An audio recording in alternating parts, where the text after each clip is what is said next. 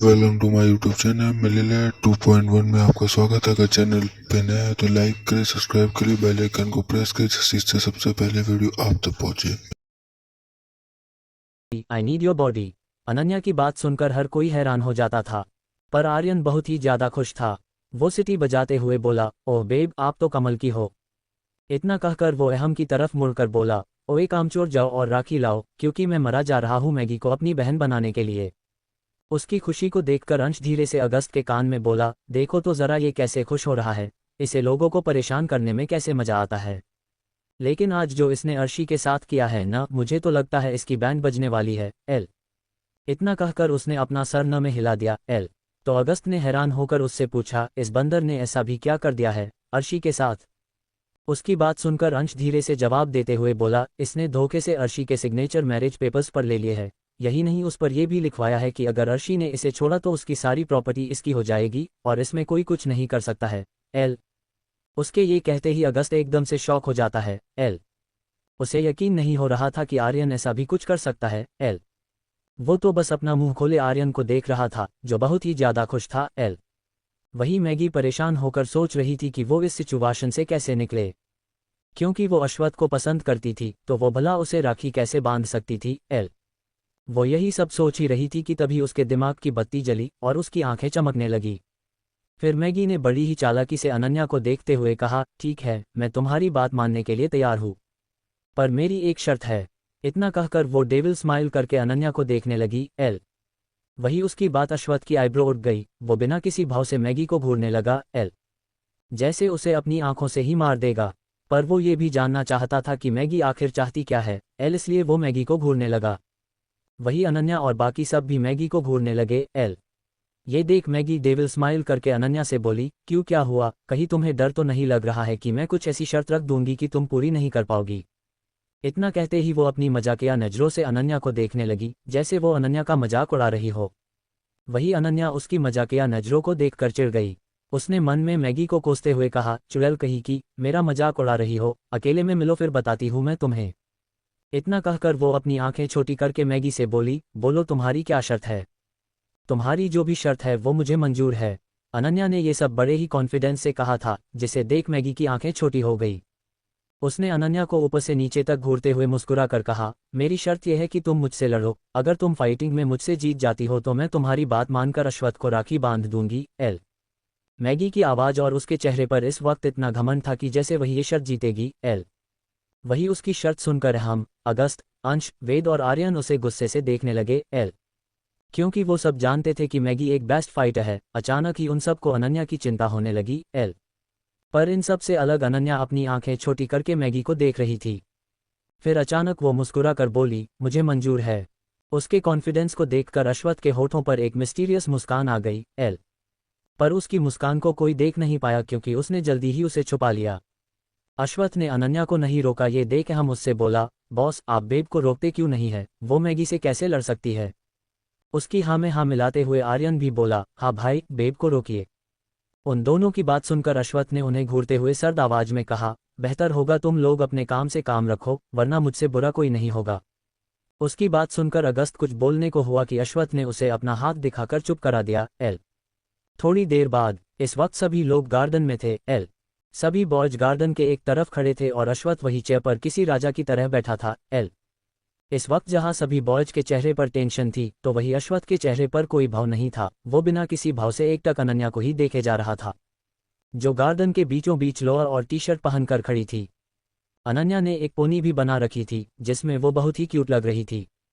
अनन्या के ही सामने sports bra और शॉर्ट्स में मैगी खड़ी थी, जिसके चेहरे पर घमंड साफ झलक रहा था। एल मैगी अनन्या को देखते हुए बड़े ही घमंड से बोली, अश्वथ सिर मेरा है, तुम देखना, इस फाइट में मैं पहले तुम्हें हराऊंगी फिर तुम्हें मार दूंगी, उसके बाद अश्वथ सिर्फ मेरा होगा।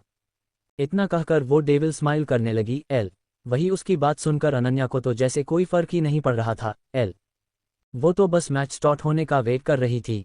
वही कोने में दादाजी भी खड़े सब देख रहे थे, पर उनके चेहरे पर भी इस वक्त कोई भाव नहीं था, जिसे देखकर कोई नहीं बता सकता कि वो क्या सोच रहे हैं। एल तभी आर्यन ने विसिल बजाकर मैच स्टार्ट करने को कहा। विसिल की आवाज़ सुनकर मैगी ने अपनी पोजीशन ले ली और अनन्या के ऊपर अटैक करने के लिए उसकी तरफ बढ़ने लगी। एल पर अनन्या अभी भी अपनी जगह पर वैसे ही खड़ी थीं। ये देखकर आर्यन जोर से चिल्लाया, बेब आप बस खुद को बचाए। इसकी बात सुनकर अनन्या ने उसे एक स्माइल दी, फिर वो दोबारा मैगी को देखने लगी, जो उससे सिर्फ 2 कदम की दूरी पर थी। मैगी ने अनन्या के पास पहुंचते ही अपने एक पैर को उठाकर उसे किक मारना चाहा। ये देख सभी की धड़कनें रुक गई, क्योंकि अनन्या कुछ कर ही नहीं रही थी, और अगर अनन्या ने कुछ नहीं किया तो ये कोई सीधा उसके चेहरे पर लगती। वही मैगी की किक जैसे ही अनन्या के चेहरे को छूने वाली थी, अनन्या ने तुरंत मैगी के पैर को पकड़कर अपने राइट पैर से मैगी के सीने पर मार दिया। अनन्या की किक इतनी स्ट्रोंग थी कि मैगी सीधा जमीन पर गिरी और उसके मुंह से खून निकलने लगा। ये नज़ारा देखकर हर कोई दंग था। सभी की सांसें जो थोड़ी देर पहले रुक गई थी, वो जैसे अचानक चलने लगी। ये सीन देखकर आर्यन खुशी से उछलते हुए चिल्लाया, बेब आप तो कमाल की हो, नहीं बेमिसाल हो बेब, मैं तो कहता हूँ इसे मार ही दो, बाकी सब मैं देख लूंगा। इतना कहकर वो उछलकर एहम की पीठ पर चढ़ गया। वही अभिषेक जो अभी आया था, उसने भी ये सीन देख लिया था। वो पहले तो दंग था, मगर फिर अनन्या से बोला, बेब आर्यन सच कह रहा है, उसे मार ही दो, मैं हूं ना, मैं आपको जेल जाने से बचा लूंगा। उन दोनों की बातें सुनकर मैगी को बहुत ही गुस्सा आ रहा था, क्योंकि उसकी इतनी बेइज्जती आज तक कभी नहीं हुई थी। वो जल्दी से अपने मुंह से निकल रहे खून को पोंछते हुए खड़ी हुई और अनन्या पर दोबारा हमला करने के लिए तैयार हो गई। उसने इस बार अनन्या को पंच मारने के लिए अपना हाथ उठाया, पर इस बार अनन्या ने उसके हाथ को पकड़कर बेरहमी से मोड़ दिया। फिर लगातार मैगी के मुंह पर 6 से 7 पांच जड़ दिया। उसके बाद उसने मैगी को इतनी जोर से किक मारा कि मैगी उड़ते हुए 4 मीटर दूर जाके गिरी। ये देख अनन्या के चेहरे पर डेविल स्माइल आ गई। वही अश्वथ के चेहरे पर भी एक मिस्टीरियस मुस्कान आ गई। उसे देखकर ऐसा लग रहा था जैसे वो कुछ बड़ा सोच रहा हो, पर वो क्या सोच रहा है ये तो वही जाने।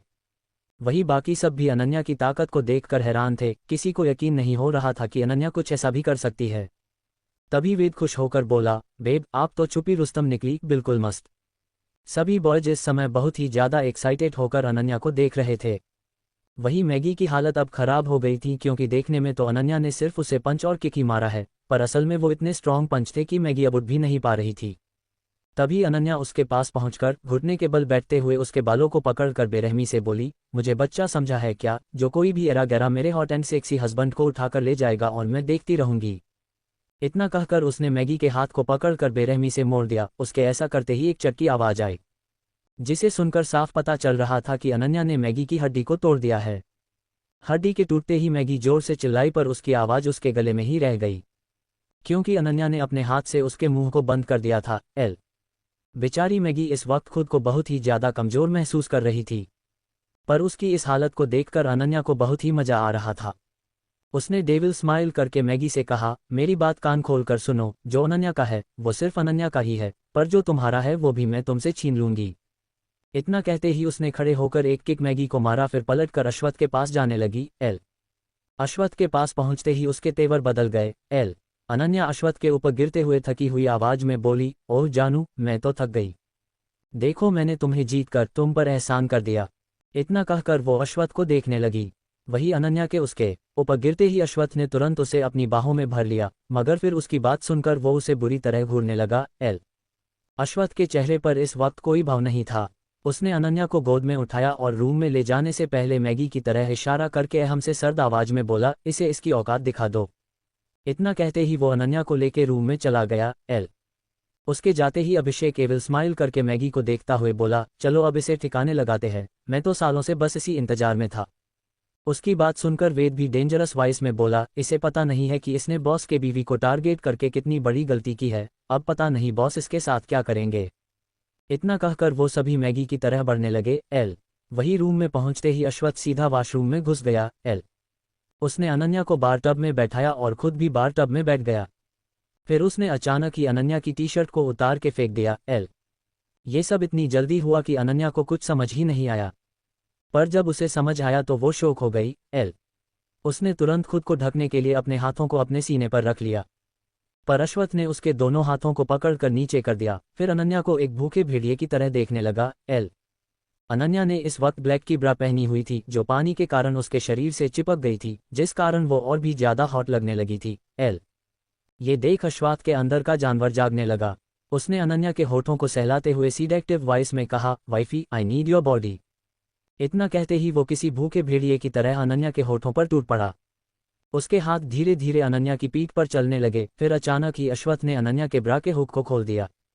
ये महसूस होते ही अनन्या की आंखें शोक से बड़ी हो गई।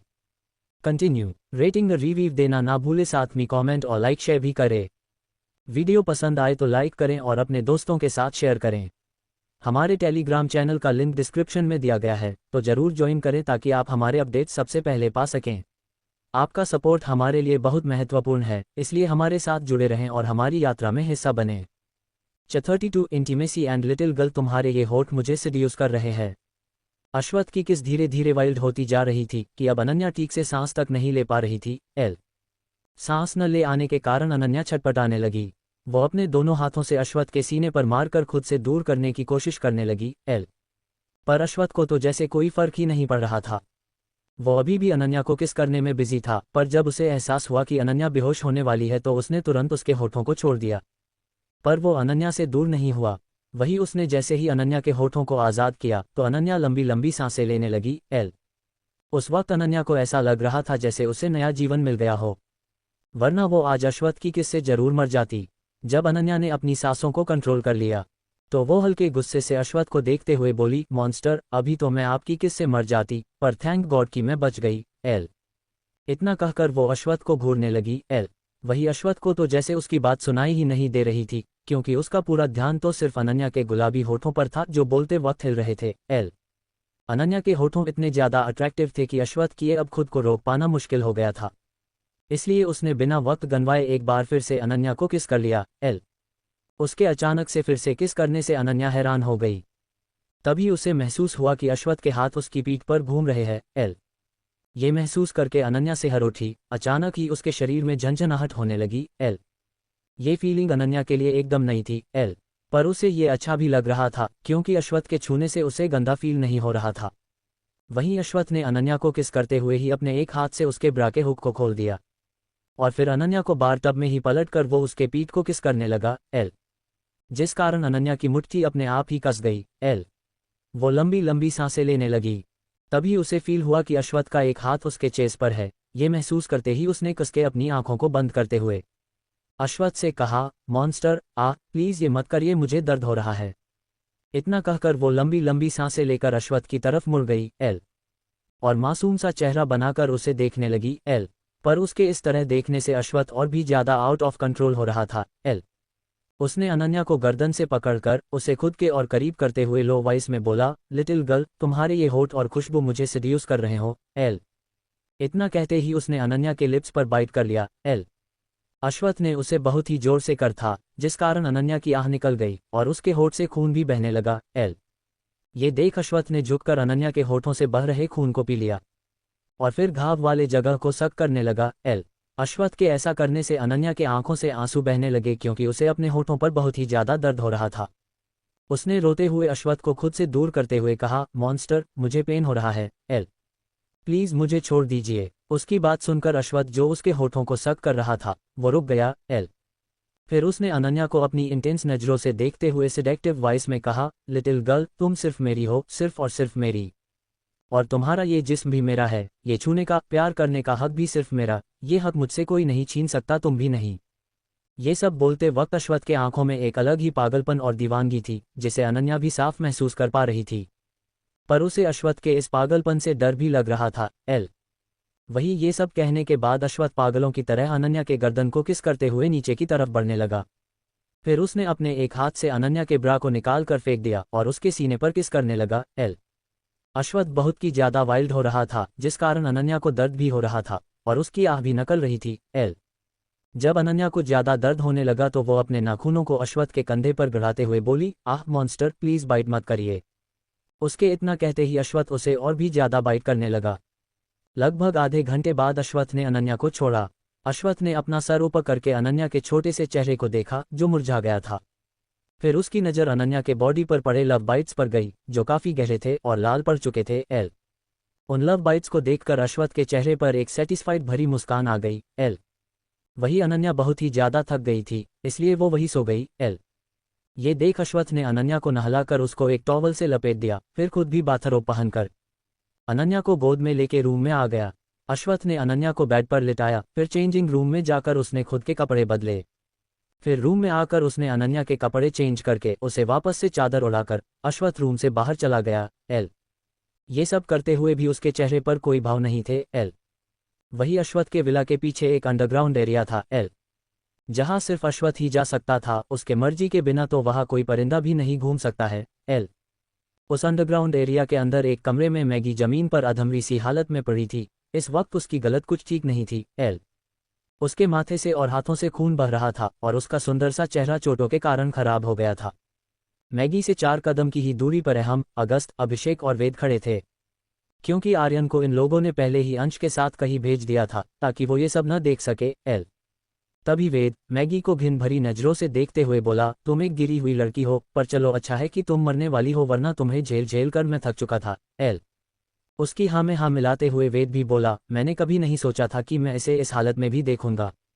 मैं हमेशा से चाहता था कि ये हमारी जिंदगी से गायब हो जाए, पर देखो भगवान ने मेरी सुन ली। इतना कहकर वो हंसने लगा। तो हम मैगी के पास जाकर हंसते हुए बोला, ओह मैगी, कहा तुमने सपने देखे थे कि तुम मिसेज राठौर बनोगी और जहां अब तुम मरने वाली हो। उसकी बात सुनकर मैगी, जिसकी हालत ठीक नहीं थी, वो चिल्लाते हुए बोली, मैं तुम सबको छोड़ूंगी नहीं, बस एक बार अश्वत्थ को आने दो, फिर वो तुम सभी को अच्छा सबक सिखाएगा। आखिर तुम सबकी औकात क्या है? ओह तो तुम भी बता दो कि आखिर तुम्हारी औकात क्या है। अभी मैगी ये सब बोल ही रही थी कि तभी एक कड़क और रौबदार आवाज सभी के कानों में गूंजी, जिसे सुनकर एक पल के लिए सभी कांप गए, मगर फिर मैगी खुद को संभालते हुए दरवाजे की तरफ देखकर रोते हुए बोली, अश्वत्थ देखो तुम्हारे लोगों ने मेरी क्या हालत कर दी है। इतना कहने के बाद वो और भी ज्यादा रोने लगी। मैगी को लग रहा था कि अगर वो खुद को अश्वत्थ के सामने दयनीय दिखाएगी तो अश्वत्थ का दिल उसके लिए पिघल जाएगा। पर ऐसा कुछ भी नहीं हुआ। इसके उलट अश्वत्थ के चेहरे के एक्सप्रेशन और भी ज्यादा डार्क जो गए। उसने घूर के मैगी को देखा, फिर अहम को देखकर उसने कुछ इशारा किया। उसके इशारा करते ही अहम रूम से बाहर चला गया। फिर अश्वत्थ धीरे धीरे मैगी की तरफ बढ़ने लगा। ये देख मैगी खुश हो गई, पर वो ज्यादा देर तक खुश नहीं रह पाए, क्योंकि अश्वत्थ ने अपने पैरों से उसके हाथों को बेरहमी से मसल दिया था। अश्वत्थ के ऐसा करते ही मैगी की दर्द भरी चीख पूरे रूम में गूंज उठी। उसने अपने हाथ को अश्वत्थ के जूते के नीचे से निकालते हुए चिल्लाकर कहा, आह नहीं, प्लीज मेरे हाथ को छोड़ दो, मुझे दर्द हो रहा है। वही उसके चिल्लाने से अश्वत्थ को कोई फर्क नहीं पड़ रहा था, बल्कि उसे तो मैगी की दर्द भरी आवाज सुनकर एक सुकून मिल रहा था। तभी अश्वत्थ ने एविल स्माइल करके मैगी के हाथ को और भी ज्यादा मसलते हुए कहा, इसी हाथ से तुमने मेरी लिटिल गर्ल को मारने की कोशिश की थी ना, कैसा रहेगा अगर मैं तुम्हारे इसी हाथ को काट दूं तो। इतना कहने के बाद अश्वत्थ के चेहरे पर खतरनाक भाव आ गए। पर जमीन में पड़ी मैगी ने जैसे ही अश्वत्थ की बात सुनी तो उसका दिल कांप उठा, उसका शरीर डर के कारण कांपने लगा। क्योंकि उसे पता था कि अश्वत्थ अगर कह रहा है तो वो ऐसा कर भी सकता है। ये सोचते ही मैगी डरते हुए अश्वत्थ से बोली, अश्वत्थ तुम मेरे साथ ऐसा नहीं कर सकते हो, मैं तुम्हारे दादाजी के दोस्त की पोती हूँ और तुम्हारी दोस्त भी। उसकी बात सुनकर अश्वत्थ अचानक ही हंसने लगा। उसकी हंसी बहुत ही ज्यादा डरावनी थी, जिसे सुनकर मैगी, वेद, अगस्त और अभिषेक भी डर गए। क्योंकि अश्वत्थ इस वक्त किसी राक्षस से कम नहीं लग रहा था। अचानक ही अश्वत्थ ने हंसना बंद कर दिया, फिर मैगी को देखकर और उसके हाथों को और भी ज्यादा जोर से मसलते हुए बोला, आखिर तुम्हारी औकात ही क्या है जो अश्वत्थ सिंह राठौर तुम्हें अपना दोस्त बनाएगा? तुम्हारी औकात तो मेरे जूते साफ करने के भी नहीं है। इतना कहते ही उसने मैगी के हाथ से अपना पैर हाथ लिया। फिर उसने अहम को देखा जो अभी अभी ही रूम में आया था। उस वक्त अहम के हाथ में एक बॉक्स जैसा कुछ था, जिसे देखकर अश्वत्थ ने उसे मैगी के ऊपर डालने का इशारा किया। तो अहम ने डेविल स्माइल करते हुए आगे बढ़ा और फिर उसने उस बॉक्स को मैगी के सर के ऊपर करके खोल दिया। उसके ऐसा करते ही मैगी जोर से चीखी, क्योंकि उस बॉक्स के अंदर कई सारे जोंक थे जो इस वक्त मैगी के पर थे। मैगी को उन जोंक से बहुत ही घिन आ रही थी। उसका मन कर रहा था कि वो उल्टी कर दे। वही अश्वत्थ उन जोंक को देखकर अपनी सर्द आवाज में मैगी से बोला, अब तुम्हें जिंदगी भर पछतावा होगा कि क्यों तुमने मेरी लिटिल गर्ल को परेशान किया और उसे मरने की कोशिश की। इतना करते ही अश्वत्थ अहम को देखकर आगे बोला, याद रहे इसकी चीख हर वक्त इस कमरे में गूंजनी चाहिए। इसकी हालत ऐसी कर दो कि इसे खुद के वजूद से भी नफरत हो। उसके बाद इसे पैक करके इसके बाप को पार्सल कर देना। इतना कहकर अश्वत्थ वहां से चला गया। अश्वत्थ को लिप्स रीडिंग आती थी, इसलिए उसे पता चल जाता था कि मैच के दौरान मैगी ने अनन्या को मारने की धमकी दी थी। वही अश्वत्थ के जाते ही अहम ने मैगी को देखा जो अपने शरीर से उन जोंक को हटाने की कोशिश करते हुए जोर जोर से चिल्ला रही थी। वहीं अश्वथ जैसे ही अंडरग्राउंड एरिया से बाहर निकला, अचानक ही कोई उसके सामने आकर खड़ा हो गया, जिसे देखते ही अश्वथ की आंखें छोटी हो गई। कंटिन्यू। तो कौन होगा वो इंसान जो अश्वथ के सामने खड़ा था? तो क्या अश्वथ के पागलपन को अनन्या झेल पाएगी? और क्या होगा जब मैगी के परिवार वाले उसे इस हालत में देखेंगे? जानने के लिए पढ़ते रहे। रेटिंग रिव्यू देना ना भूले, साथ में कमेंट और लाइक शेयर भी करे। THANKS 33 लिटिल गर्ल हमारे बीच जो आएगा वो मारा जाएगा और क्रूएल किंग असर। अश्वथ जैसे ही अंडरग्राउंड एरिया से बाहर निकला, अचानक उसे सामने कोई आकर खड़ा हो गया, एल, जिसे देखकर अश्वथ की आंखें छोटी हो गई। एल, उसने अपने एक हाथ को जेब में डालकर दादाजी को घूरते हुए पूछा, ओल्ड मिस्टर राठौर, क्या मैं जान सकता हूँ कि आप ये क्या कर रहे हैं? एल, और हाँ, ये आपका घर नहीं है जहाँ आप घूम रहे हैं, ये मेरा यानी अश्वथ सिंह राठौर का इलाका है। आपके लिए बेहतर यही होगा कि आप जैसे यहाँ आए थे वैसे ही यहाँ से चले जाए। एल, इतना कहकर अश्वथ बिना किसी भाव से दादाजी को देखने लगा। एल, वही उसकी ऐसी बात सुनकर दादाजी को बेहद गुस्सा आ रहा था, पर वो चाहकर भी अश्वथ का कुछ नहीं कर सकते थे, क्योंकि वो जानते थे कि अश्वथ को कोई कंट्रोल नहीं कर सकता है। ये सोचते ही दादाजी ने एक गहरी सांस लेकर अश्वथ से कहा, अश्वथ, तुम ये गलत कर रहे हो, मैगी के साथ ऐसा मत करो, वो मेरे दोस्त की पोती है, प्लीज उसे माफ कर दो। मैं तुमसे वादा करता हूँ कि मैं उसे इस देश से हो बाहर भेज दूंगा। तुम बस उसे छोड़ दो, वरना मैं अपने दोस्त को क्या जवाब दूंगा कि मेरे ही पोते ने उसकी पोती को मार दिया है। एल, इतना कहते ही दादाजी उम्मीद भरी नजरों से अश्वथ को देखने लगे। एल, पर अश्वथ उनके उम्मीद पर पानी फेरते हुए बेहद सर्द आवाज में बोला, तो ये मेरी प्रॉब्लम नहीं है ओल्ड मिस्टर राठौर, और मुझे कोई फर्क नहीं पड़ता कि आपके दोस्त की पोती मारे या जिए। मुझे सिर्फ मेरी लिटिल गर्ल से मतलब है, जो भी उसकी तरफ आंख उठाकर देखेगा मैं उसे मार दूंगा।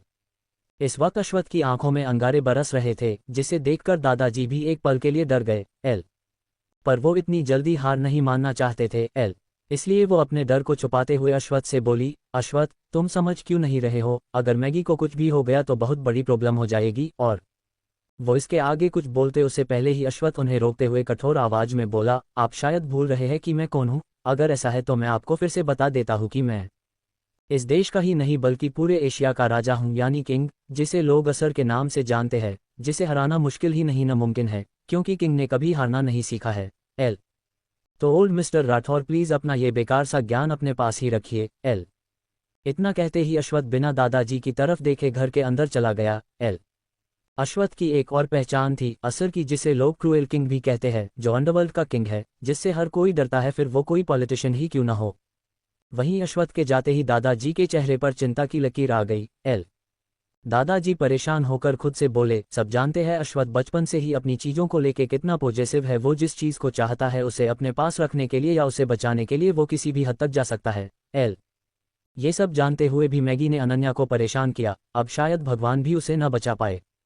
इतना कहते ही दादाजी वहां से चले गए। एल, वही घर के अंदर पहुंचते ही अश्वथ सीधा अपने रूम में गया। एल, रूम में पहुंचते ही उसने बेड पर सो रही अनन्या को कुछ देर तक घूरा, फिर उसकी तरफ बढ़ने लगा। एल, अनन्या के पास पहुंचकर अश्वथ उसे बालों को सहलाने लगा। एल, इस वक्त उसके चेहरे पर कोई भाव नहीं था, इसलिए ये जान पाना मुश्किल था कि वो क्या सोच रहा है। एल, अश्वथ एक टक अनन्या को घूरे जा रहा था, फिर उसने आगे बढ़कर अनन्या के गुलाबी और सॉफ्ट होठों को चूम लिया। एल, पहले तो अश्वथ उसे सिर्फ छोटी सी किस करना चाहता था, लेकिन जैसे जी उसने अनन्या को किस किया, वो उससे अलग नहीं हो पाया। अश्वथ उसे अब और किस करना चाहता था, इसलिए उसने अनन्या को खुद से चिपका लिया और उसे काफी पॉसिटिव तरीके से किस करने लगा। एल, वही अनन्या को नींद में ही एहसास हुआ कि कोई भरी चीज उसके ऊपर है, और उसे सांस लेने में भी प्रॉब्लम होने लगी थी, जिस कारण वो कसमसाने लगी। एल, ये देख अश्वथ उसे किस करना छोड़कर उसके छोटे से और सुंदर से चेहरे को देखने लगा। एल, फिर कुछ देर बाद वो अपने अंगूठे से अनन्या के गालों को सहलाते हुए जुनूनी भरी आवाज में बोला, लिटिल गर्ल, सालों पहले की बात अलग थी और अब की अलग। अब जो तुम्हारे पास है वो किंग है, जो कभी तुम्हें खुद से दूर नहीं जाने देगा, क्योंकि तुम सिर्फ मेरी हो, और जो भी हमारे बीच आएगा उसे मैं हमेशा के लिए यमराज के पास भेज दूंगा। इतना कहने के बाद वो अनन्या को गले लगाकर लेट गया। एल, फिर कुछ सोचकर सीलिंग को घूरते हुए वो अचानक ही बोला, लिटिल गर्ल, जब तक तुम मेरे पास हो मैं कभी अपनी हद पार नहीं करूंगा, मगर जिस दिन तुम मुझसे दूर हुई या तुमने मुझसे दूर जाने की कोशिश की तो पता नहीं मैं तुम्हारे साथ क्या करूंगा। मैं पूरी दुनिया को बर्बाद कर दूंगा। एल, ये सब करते समय अश्वथ का चेहरा बहुत ही डरावना लग रहा था। एल, इतना कहने के बाद अश्वथ ने अपने गुस्से को दबाकर अपना चेहरा अनन्या की तरफ किया, फिर उसके माथे पर किस करके उसने भी अपनी आंखें बंद कर ली। एल, वहीं दूसरी तरफ अश्वथ ने जो जोंक डाला था, उन्होंने मैगी को हालत काफी ज्यादा खराब कर दी थी, मैगी इस वक्त जिंदा लाश की तरह जमीन पर पड़ी थी। एल उसका पूरा शरीर पीला पड़ चुका था क्योंकि उसके शरीर का ज्यादातर खून उन जोंक ने चूस लिया था। एल उसकी हालत अब अगस्त से देखी नहीं जा रही थी, इसलिए वो हमसे बोला, ओ ये जानेमन, चलो इसे इन जोंकों से आज़ाद करके इसे इसके बाप के पास छोड़ आते हैं। इतना कहकर वो अभिषेक को देखकर आगे बोला, और तुम बेबी चलो और अब अपनी काबिलियत दिखाओ। उसकी अजीब सी बात सुनकर अभिषेक कंफ्यूज होकर बोला, क्या कौन सी काबिलियत?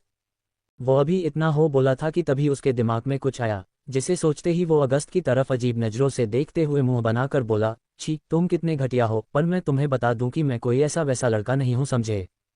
उसकी बात सुनकर अगस्त पहले तो कंफ्यूज हो गया, मगर उसे कैसे ही समझ आया कि अभिषेक उसके बारे में क्या सोच रहा है। तो वो उसके सर पर मारते हुए चिढ़कर बोला, कमीने, तेरी सोच कितनी घटिया है, तुम्हें क्या लगता है कि मैं तुम्हारे किस काबिलियत की बात कर रहा हूँ? आए बेवकूफ़, मेरा मतलब है अपनी वकीलगिरी दिखाओ और मैगी की फैमिली को दबाओ ताकि वो कोर्ट तक न जा सके।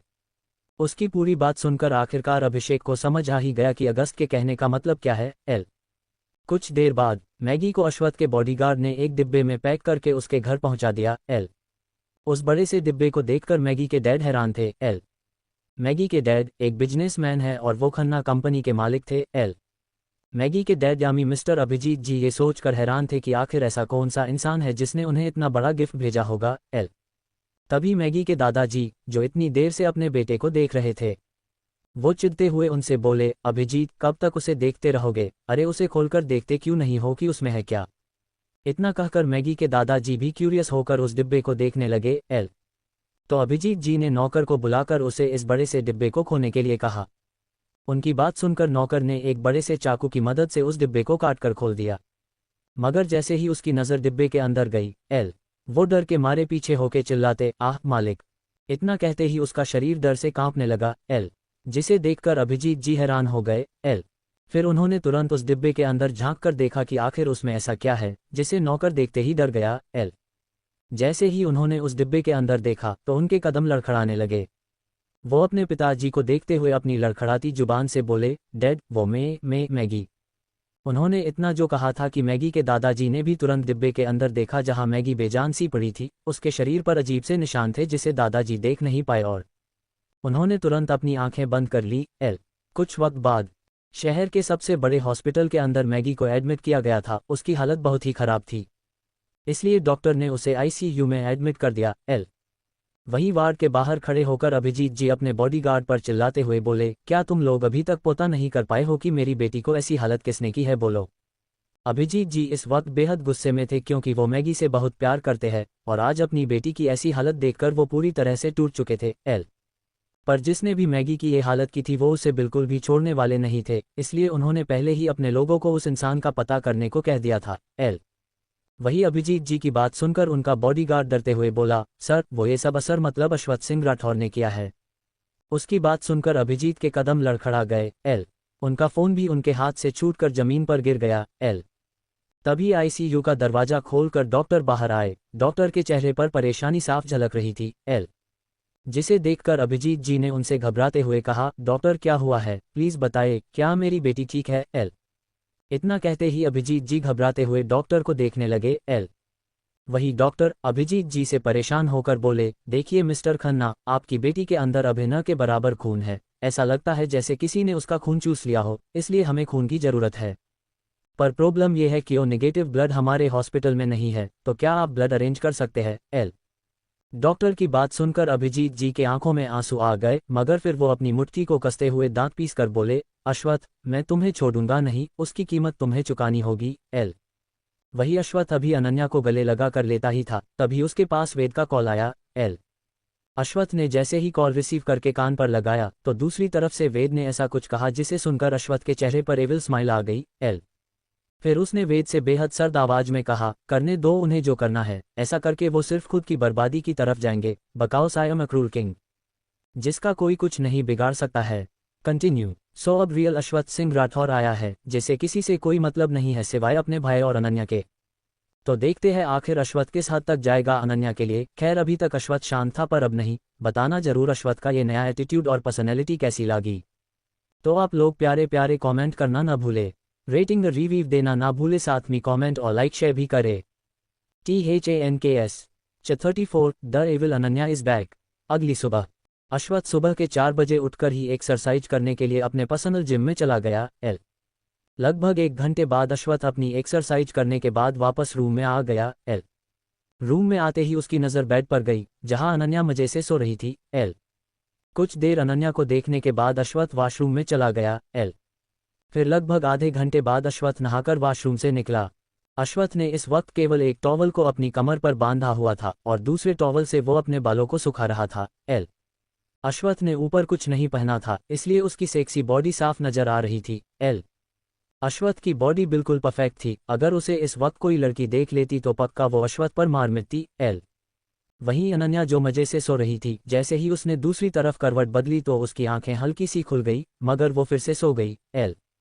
पर फिर अचानक ही उसकी आंखें खुल गई और उसने सामने अश्वथ को देखा जो सिर्फ टॉवल में घूम रहा था। उसे ऐसे देखकर अनन्या की आंखें चमकने लगी। वो जल्दी जल्दी अपनी पलकें झपकाते हुए मन में बोली, ये मॉन्स्टर तो हॉट एंड सेक्सी भी है, मुझे इन्हें सबसे छुपा कर ही रखना होगा, वरना अगर किसी लड़की की नज़र इन चली गई तो फिर मॉन्स्टर के साथ साथ मेरा चलता फिरता एटीएम भी मेरे हाथ से निकल जाएगा। नहीं नहीं, मैं ऐसा नहीं होने दूंगी। ये सोचते ही उसके सामने मैगी का चेहरा आने लगा, जिस कारण अनन्या की आंखें गुस्से से लाल हो गई। उसने अपनी मुट्ठी को कसते हुए मन में आगे कहा, नहीं नहीं, मेरे मॉन्स्टर सिर्फ मेरे हैं, भले ही वो मुझ पर गुस्सा करते हैं पर वो मेरा ध्यान भी रखते हैं। ये सोचते ही अनन्या ने दोबारा अपनी आंखें बंद कर ली। तभी किसी ने अचानक ही उसके चादर को खींच लिया और अपनी सर्द आवाज में कहा, लिटिल गर्ल, मुझे ऐसा क्यों लग रहा है कि तुम जाग रही हो? अगर ऐसा गई तो जल्दी उठा और तैयार हो, तुम्हें आज कॉलेज भी जाना है। इतना कहकर अश्वथ अपने हाथ बांधकर घूर के अनन्या को देखने लगा, पर अनन्या तो जैसे उठने का नाम भी नहीं ले रही थी। अनन्या अश्वथ के मुंह से कॉलेज का नाम सुनकर बहुत ही ज्यादा घबरा गई थी, इसलिए वो सोने जा नाटक करने लगी। अनन्या सोने का नाटक करते हुए मन में बोली, मुझे पता है मॉन्स्टर, आप मुझे कॉलेज भेजकर आराम से ऑफिस में लड़कियों के बीच मजे करना चाहते हैं, पर मैं ऐसा नहीं होने दूंगी। वही अश्वथ अभी भी अनन्या को घूर रहा था। उसे ये बात अच्छे से पता थी कि अनन्या सोने का नाटक कर रही है। इसलिए वो उसे वार्निंग देते हुए सख्त लहजे में बोला, लिटिल गर्ल उठ जाओ, मैं आखिरी बार बोल रहा हूँ, वरना मुझसे बुरा कोई नहीं होगा। इतना कहकर उसने देखा अनन्या अभी भी नहीं उठ रही है तो उसने अनन्या को अपनी गोद में उठाकर वॉशरूम में जाकर उसे बारटब में फेंक दिया। बारटब में गिरते ही अनन्या की सारी नींद छूमंतर हो गई। वो जोर से चिल्लाते हुए बोली, मॉन्स्टर, मुझे बचाओ वरना मैं मर जाऊंगी, मुझे तैरना नहीं आता है। इतना कहकर वो पानी में झटपट आने लगी। उसकी ये हरकत देखकर अश्वथ बिना किसी भाव से बोला, मैं बाहर तुम्हारा वेट कर रहा हूँ, आधे घंटे के अंदर आ जाना वरना मैं खुद आकर तुम्हें नहलाऊंगा। इतना कहते ही वो बाहर चला गया। वही अनन्या उसकी धमकी से डर गई। वो बारटब को किनारे से पकड़कर मुंह बनाते हुए बोली, मॉन्स्टर, आप कितने डरावने हैं, आपके लिए तो केवल मैं ही सूट करती हूँ। इतना कहकर वो कल रात के बारे में सोचकर शर्माने लगी। वही अश्वथ तैयार होकर नीचे आ गया। उसने एक डार्क ब्लू कलर का बिजनेस सूट पहना हुआ था और अपने बालों को जेल से सेट किया हुआ था, जिसमें वो बहुत ही हैंडसम लग रहा था। पर उसके आसपास का ऑरा बहुत ही खतरनाक लग रहा था, जिसे महसूस कर आर्यन, जो अभी अभी ही नीचे आया था, वो अपने दांत दिखाकर अश्वथ से बोला, भाई, आपके आसपास मुझे इतना डर क्यों लग रहा है? मुझे तो ऐसा लग रहा है जैसे मैं किसी जंगल में आ गया हूँ और एक हिरन मेरे सामने आ गया हो। उसकी बकवास सुनकर अश्वथ डाइनिंग टेबल पर बैठते हुए बोला, शट अप। अपने भाई की डांट सुनकर आर्यन का मुंह बन गया। फिर वो भी जाकर अश्वथ के बगल वाली चेयर पर जाके बैठ गया। तभी वेद, अहम, अगस्त, अंश और अभिषेक भी आकर अपनी अपनी चेयर पर बैठ गए। इन सभी का अपना अपना घर है, पर फिर भी ये सब अश्वथ के साथ रहना ज्यादा पसंद करते हैं। आर्यन ने जैसे ही अगस्त को देखा, वो मुंह बनाते हुए बोला, जुलाई, अगस्त, सितंबर, तुम्हारे पास अपना घर है, उसके बावजूद तुम यह मुफ्त की रोटियां क्यों तोड़ रहे हो? क्या तुम्हें दिख नहीं रहा है कि मेरा भाई कितनी मेहनत करके पैसा कमाते हैं? इतना कहकर वो अपना जूस पीने लगा। तो वही अगस्त जो ब्रेड उठाने वाला था, वो आर्यन की बात सुनकर नाराज नहीं हुआ, बल्कि हंसते हुए बोला, ओह छोटे बंदर, वैसे मैंने सुना कि तुमने मिस अर्शी के साथ क्या किया है कल। इतना कहकर वो डेविल स्माइल करके आर्यन को देखने लगा। तो आर्यन ने डरते हुए अश्वथ को देखा, फिर फीकी मुस्कान के साथ अगस्त से बोला, अरे बड़े भैया, आप तो मेरे भाई हैं, मैं आपको बहुत पसंद करता हूँ, तो आप जब चाहे यहाँ मुंह उठाकर बेशर्मों की तरह आ सकते हैं। अगस्त की तारीफ के बाद उसकी बेइज्जती करने के बाद आर्यन अपना जूस फिर से पीने लगा। पर वो अभी भी घूर के अगस्त को देख रहा था, जैसे उसे खा ही जाएगा। एल तभी अनन्या भी नीचे आ गई। एल उसने इस वक्त एक बेबी पिंक कलर की मिडी पहनी हुई थी जिसमें वो बहुत ही ज्यादा प्यारी और क्यूट लग रही थी। एल उसे देखकर आर्यन खुशी से बोला, ओह लिटिल बेब मॉम, आप तो कमाल की हो, मतलब कमाल लग रही हो जैसे बेबी डॉल। एल उसकी तारीफ सुनकर अनन्या खुश हो गई। उसने भी आर्यन के गालों को खींचते हुए कहा, बेबी देवर आप भी प्यारे लग रहे हो, बिल्कुल क्यूट। इतना कहकर वो आर्यन और अश्वथ के बीच में बैठ गई, क्योंकि आर्यन अनन्या को देखते ही अश्वथ की बगल वाली चेयर से उठाकर दूरी पर बैठ गया था। एल वही अपनी बेब मॉम के मुंह से अपनी तारीफ सुनकर आर्यन अपने हाथों से अपने चेहरे को ढकते हुए शर्मा कर बोला, लिटिल बेब मॉम, अब मेरी इतनी भी तारीफ मत करो कि मैं शर्मा कर यही मर जाऊं। आह भाई कुछ करो, मुझे बहुत शर्मा रही है। एल उसकी की नौटंकी देखकर सबने अपना सर न में हिला दिया। एल तो अश्वथ उसे घूरते हुए बोला, आर्यन तुम आज से ऑफिस का काम संभालोगे और लिटिल गर्ल कॉलेज जाएगी। एल उसकी बात सुनते ही आर्यन की सारी शर्म एक पल में ही चली गई। एल वो रोनी सूरत बनाकर बोला, भाई मैं बच्चा हूं, मैं ऑफिस को नहीं संभाल पाऊंगा। एल उसके इतना कहते ही अनन्या भी रोनी सूरत बनाकर बोली, और मुझे भी कॉलेज नहीं जाना क्योंकि मैं बहुत इंटेलिजेंट हूं और बच्ची भी। वहीं उन दोनों को ही इग्नोर करके अश्वथ अपनी चेयर से उठाकर बाहर जाते हुए सर्द आवाज में बोला, 1 मिनट के अंदर बाहर आओ। उसके जाते ही अगस्त, वेद भी चले गए। एल तो हम आर्यन का मजाक उड़ाते हुए बोला, ओह माय गॉड, तो अब आर्यन जी ऑफिस संभालेंगे।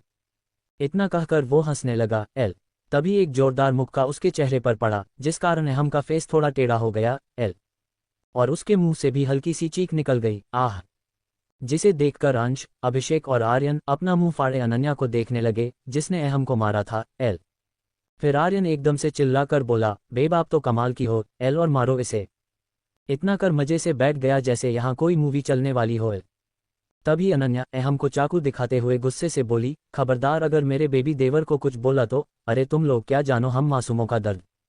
इतना कहकर वो घूर के और चाकू दिखाते हुए अंश, अहम और अभिषेक से आगे बोली, तुम तीनों मेरी बात कान खोल कर सुनो, आज से तुम तीनों मेरे चेले और मैं बॉस हूँ। इसलिए मेरे लिए तुम सब मॉन्स्टर पर नजर रखो और कोई भी लड़की उनके करीब नहीं आनी चाहिए, अगर आई तो मैं तुम सब के साथ वो करूंगी कि तुम सब जिंदगी भर याद रखोगे। एल उसकी धमकी सुनकर तीनों लड़के सदमे में चले गए, फिर डर के मारे अपना सर हिलाते हुए बोले, ओके। बेचारों के तो मुंह से आवाज भी नहीं निकल रही थी, पर फिर भी किसी तरह उन्होंने जवाब दिया और वहां से भागने लगे। एल अभी वो तीनों कुछ दूर ही चले होने की अनन्या उन्हें रोकते हुए बोली, सुनो, ये जो हुआ किसी को बताना मत, वरना मरने के लिए तैयार रहना। एल इतना कहकर अनन्या आर्यन के साथ वहां से चली गई। एल बाहर पहुंचकर अनन्या फिर पहले जैसे हो गई। एल वो उछलते हुए जाकर कार में अश्वथ के पास बैठते हुए मुंह बनाकर बोली, मॉन्स्टर मुझे कॉलेज नहीं जाना है, प्लीज। इतना कहकर वो किसी बिगड़ल बच्चे की तरह अश्वथ से चिपक गई, पर अश्वथ कुछ नहीं बोला। एल उसने बस अनन्या के बालों को सहलाया और उसे किस कर लिया। एल तभी आर्यन भी आकर कार में बैठ गया, तो ड्राइवर ने कार को स्टार्ट कर दिया। एल वहीं अंश भी दादाजी को खाना देने के बाद कार में आकर बैठ गया, क्योंकि दादाजी अश्वथ के घर से अटैच एक छोटे मगर क्यूट से घर में रुके थे जहां कभी कभी आर्यन रहता था। वहीं कार में बैठते ही अंश, अहम और अभिषेक की हालत खराब हो गई। उन्हें ऐसे देखकर अगस्त ने पूछा, क्या हुआ तुम तीनों को। एल उसका सवाल सुनकर उन तीनों ने अपना सर न में हिला दिया, तो अगस्त अपने फोन में जुट गया। एल वही कुछ हो देर में अनन्या का न्यू कॉलेज आ गया। वो अपना बैग लेके जैसे ही उतरने लगी, एल अश्वथ उसके माथे पर किस करके बिना किसी भाव से बोला, कोई शैतानी मत करना, कुछ भी हो तो प्रिंसिपल को बताना और हाँ लड़कों से दूर रहना, ओके। उसकी बात सुनकर अनन्या के चेहरे पर शैतानी मुस्कान आ गई, पर उसने हाँ नहीं कहा। फिर वो आर्यन को बाय बोलकर कॉलेज के अंदर चली गई। एल अनन्या के जाते ही अश्वथ के कई सारे गार्ड सिविल ड्रेस में कॉलेज के अंदर उसकी सेफ्टी के लिए चले गए। ये देख अश्वथ भी वहां से चला गया। वहीं अनन्या ने जैसे ही कॉलेज के अंदर कदम रखा, वो एविल स्माइल करके खुद से बोली, the evil Ananya is back. वहीं अर्शी भी तैयार होकर ऑफिस के लिए निकल गई। एल पर आर्यन के जाने के बाद से ही उसे बार बार आर्यन अपने सामने नजर आने लगा था, जिस कारण वो रात भर ठीक से सो नहीं पाए और उसके आंखों के नीचे काले घेरे बन गए। अर्शी ने अपनी आंखें बंद करके अपना सर कार के विंडो से लगाकर आगे बैठे अपने पीए से सख्त आवाज में पूछा, आज का शेड्यूल क्या है। उसकी सख्त आवाज सुनकर उसका पीए, जो पैसेंजर सीट पर बैठा था, वो डर गया। एल फिर उसने खुद को संभालते हुए बताना शुरू किया, बॉस आज आपकी मीटिंग राठौर इंटरनेशनल कंपनी के साथ है, किसी कारण से मिस्टर राठौर इस मीटिंग को नहीं अटेंड कर पाएंगे, तो उनकी जगह पर उसके छोटे भाई मिस्टर आर्यन इस मीटिंग को संभालेंगे। इतना कहकर पीए चुप हो गया। एल वही अर्शी ने जैसे ही आर्यन का नाम सुना वो अचानक ही बिल्कुल सीधी होकर बैठ गई। फिर अपने एक हाथ को अपने ठुड्डी पर रख के एविल स्माइल करके बोली, interesting, very very interesting. Continue. यार हम इतनी मेहनत करके लिखते हैं और आप लोग कमेंट ज़्यादा नहीं करते न लाइक करते हैं। एल रेटिंग रिव्यू देना ना भूले, साथ में कमेंट और लाइक शेयर भी करे। Bye bye. 35 डेयरिंग अनन्या का स्वैग, आर्यन का भागना और क्रूएल अश्वथ। अश्वथ ने अनन्या का एडमिशन जिस कॉलेज में कराया था वो कॉलेज इंडिया का नंबर कॉलेज था और उसका ऑनर खुद अश्वथ ही था। एल अनन्या जैसे ही कॉलेज के अंदर पहुंची वो हैरान हो गई, क्योंकि कॉलेज बहुत बड़ा और सुंदर था। कॉलेज के आसपास कई सारे फूल लगे थे जो कॉलेज को और भी ज्यादा खूबसूरत बना रहा था। एल अनन्या कॉलेज को अपनी चमकती आंखों से देखते हुए खुद से बोली, ये कितना सुंदर है, बिल्कुल मेरे सपनों के महल जैसे, पर काश ये मेरा घर होता तो कितना अच्छा होता। एल इतना कहकर अनन्या क्लास जाने के बजाय पूरे कॉलेज में घूमने लगी। एल कॉलेज में इस वक्त कई सारे बच्चे यहाँ वहाँ घूम रहे थे, पर जैसे ही उन बच्चों की नज़र अनन्या पर पड़ी सभी उसे अपना मुंह खोले देखने लगे, क्योंकि अनन्या थी ही इतनी खूबसूरत, बिल्कुल किसी परी की तरह। एल कि कोई भी उसे देखे तो देखता ही रहे। एल अनन्या जो मस्त होकर घूम रही थी, अचानक ही किसी ने उसका रास्ता रोक लिया। एल ये देख अनन्या अपनी आंखें छोटी करके सामने देखने लगी। एल क्योंकि उसे बिल्कुल भी पसंद नहीं था कि कोई बेवजह ही उसका रास्ता रोके। एल अनन्या ने अपने कमर पर हाथ रख के अपने सामने खड़े शख्स को घूरते हुए पूछा, ओह भैया हटो रास्ते से, ये क्या ट्रैफिक जाम लगा रखा है। एल उसके मुंह से भैया सुनकर आसपास खड़े लोग चौंक गए, क्योंकि अनन्या जिसे भैया कह रही थी वो कॉलेज का सबसे हैंडसम लगा विक्की था। एल जिसके लुक्स पर सभी लड़कियां मरती थी और उसे अपना बॉयफ्रेंड बनाना चाहती थी। एल विक्की एक अमीर बाप की बिगड़ी हुई औलाद है। उसकी हाइट 5.7 फीट, काली आंखें, कंधे तक बाल, दिखने में बेहद सुंदर। पर विक्की का फेवरेट काम है जूनियर की रैगिंग करना। एल और आज वो अनन्या की रैगिंग करने के बारे में सोच रहा था, पर बेचारे को ये नहीं पता था कि वो खुद के हो पैर पर कुल्हाड़ी मार रहा है। एल वही अनन्या बड़े ही एटीट्यूड से खड़ी विक्की को घूर रही थी। तभी विक्की उसके मुंह से भैया सुनकर गुस्से से बोला, ओह लड़की, लगता है तुम नहीं हो और तुम्हें मेरे बारे में नहीं पता, इसलिए तो इतनी अकड़ दिखा रही हो। उसकी बात सुनकर अनन्या अजीब सा मुंह बनाकर बोली, क्यों, क्या तुम कहीं के राष्ट्रपति को जो मैं तुम्हारे बारे में जानूं? शक्ल तो कद्दू जैसी है, आए बड़े अकड़ की बात करने वाले। इतना कहकर वो विक्की की शक्ल को घूरते हुए अपने हाथ बांधकर बड़े ही स्टाइल से आगे बोली, सुनो लड़के, तुम्हारी जो ये अकड़ है ना, वो तो बस 2 दिन की कहानी है। पर इतना कहते ही वो अजीब तरह से मुस्कुराने लगी। एल इस वक्त अनन्या की आंखें बेहद डरावनी लग रही थी, जिसे देखकर आसपास खड़े लोग थोड़ा सहम गए, यहाँ तक कि विक्की भी। विक्की अनन्या को घूर ही रहा था कि तभी अनन्या उसके सामने चुटकी बजाते हुए एटीट्यूड से आगे सर्द आवाज में बोली, पर मेरी अकड़ और एटीट्यूड दोनों ही खानदानी है, इसलिए जानेमन मुझसे बच कर रहना। एल क्योंकि मैं दिखने में तो गुलाब की काली हूं, पर हूँ चीज बड़ी खतरनाक। इतना कहने के बाद उसने विक्की को किनारे धक्का दिया और फिर बिना किसी की तरफ देखे वहां से जाने लगी। एल वो जाते हुए गाना भी गा रही थी, मैं चीज बड़ी हूँ सख्त सख्त, मैं जिच बड़ी हूँ मस्त मस्त। वहीं पहली बार किसी ने विक्की की बसजती की थी, इसलिए विक्की इस वक्त बेहद गुस्से में था। एल अनन्या की बात सीधा उसके ईगो पर लगी थी और अब विक्की कैसे भी करके अनन्या को सबक सिखाना चाहता था। एल उसने जैसे ही अपना सर उठाकर सामने देखा तो आसपास खड़े स्टूडेंट को अपने ऊपर हंसते देखकर वो दांत पीसते हुए बोला, तुम जो कोई भी हो मैं तुम्हें छोड़ूंगा नहीं। एल इतना कहकर वो वहां से गुस्से में चला गया। एल वहीं दूसरी तरफ ऑफिस पहुंचते ही अश्वथ अपने काम में बिजी हो गया। एल लगभग 3 घंटे तक काम करने के बाद अश्वथ ने अपनी फाइल को टेबल पर रखते हुए किसी को कॉल किया। इस वक्त अश्वथ के चेहरे पर कोई भाव नहीं था, पर उसकी आंखें जरूर किसी को देखने के लिए तड़प रही थी। एल 2 रिंग जाने के बाद दूसरी तरफ से फोन रिसीव हो जाता है तो अश्वथ अपनी सर्द आवाज में फोन के दूसरी तरफ वाले इंसान से बोला, क्या वो ठीक है? और अगर नहीं हुई तो तुम लोग भी ठीक नहीं बचोगे। याद रखना उसके आसपास कोई भी लड़का नहीं भटकना चाहिए। एल अश्वथ की बात सुनकर फोन के दूसरी तरफ से उसका एक बॉडीगार्ड डरते हुए बोला, ये स्किंग लिटिल मैडम बिल्कुल ठीक है, हम उनका पूरा ध्यान रखेंगे। एल उसके इतना बोलते ही अश्वथ एविल स्माइल करके उसे धमकी देते हुए बोला, हम और नहीं रहा तो इसका अंजाम तो तुम्हें पता ही होगा। इतना कहकर उसने फोन काट दिया और फिर बिना किसी भाव से एक टक सामने की दीवार को घूरने लगा। एल कुछ देर ऐसे ही घूरने के बाद वो एक्सप्रेशन लेस चेहरे के साथ बोला, लिटिल गर्ल, आखिर तुमने ऐसा क्या किया है मुझ पर जो मैं हर वक्त तुम्हारे बारे में सोचता हूँ, तुम्हें हर वक्त अपने करीब रखना चाहता हूँ, तुम्हें महसूस करना चाहता हूँ, जो भी हो, पर अब तुम्हें मुझे ऐसे ही जिंदगी भर झेलना होगा। इतना कहते ही उसके चेहरे पर हल्की सी मुस्कान आ गई और उसकी आंखें भी, जिसमें अभी तक कोई भाव नहीं था, उसमें एक अनजानी सी चमक आ गई। एल वही आर्यन अपने न्यू कैबिन में सबको नचा रहा था क्योंकि वो कोई भी मीटिंग अटेंड नहीं करना चाहता था, पर अश्वत्थ के कहने पर वेद उसे एक मीटिंग के लिए भेज रहा था। इस मीटिंग से बचने के लिए आर्यन अपने पूरे कैबिन में भाग रहा था और बाकी सब उसे पकड़ने के लिए उसके पीछे भाग रहे थे। पर आर्यन इतना चालाक था कि किसी के हाथ ही नहीं लग रहा था। आर्यन अपने डेस्क पर खड़े होकर अगस्त से बोला, ओए कामचोर, तुम मेरे पीछे क्यों पड़े हो, जाओ यहाँ से। उसकी बात सुनकर अगस्त, वेद और अंश एक दूसरे को देखने लगे। फिर वेद आर्यन को समझाते हुए बोला, आर्यन बच्चों जैसी हरकत मत करो, अंश के साथ जाओ, मीटिंग का वक्त हो रहा है। इतना कहकर वेद ने अंश से धीरे से कहा, मैं उसका ध्यान भटकाता हूं, तुम इसे पकड़ो। उसकी बात सुनकर अंश ने अपनी पलकें झपका दी।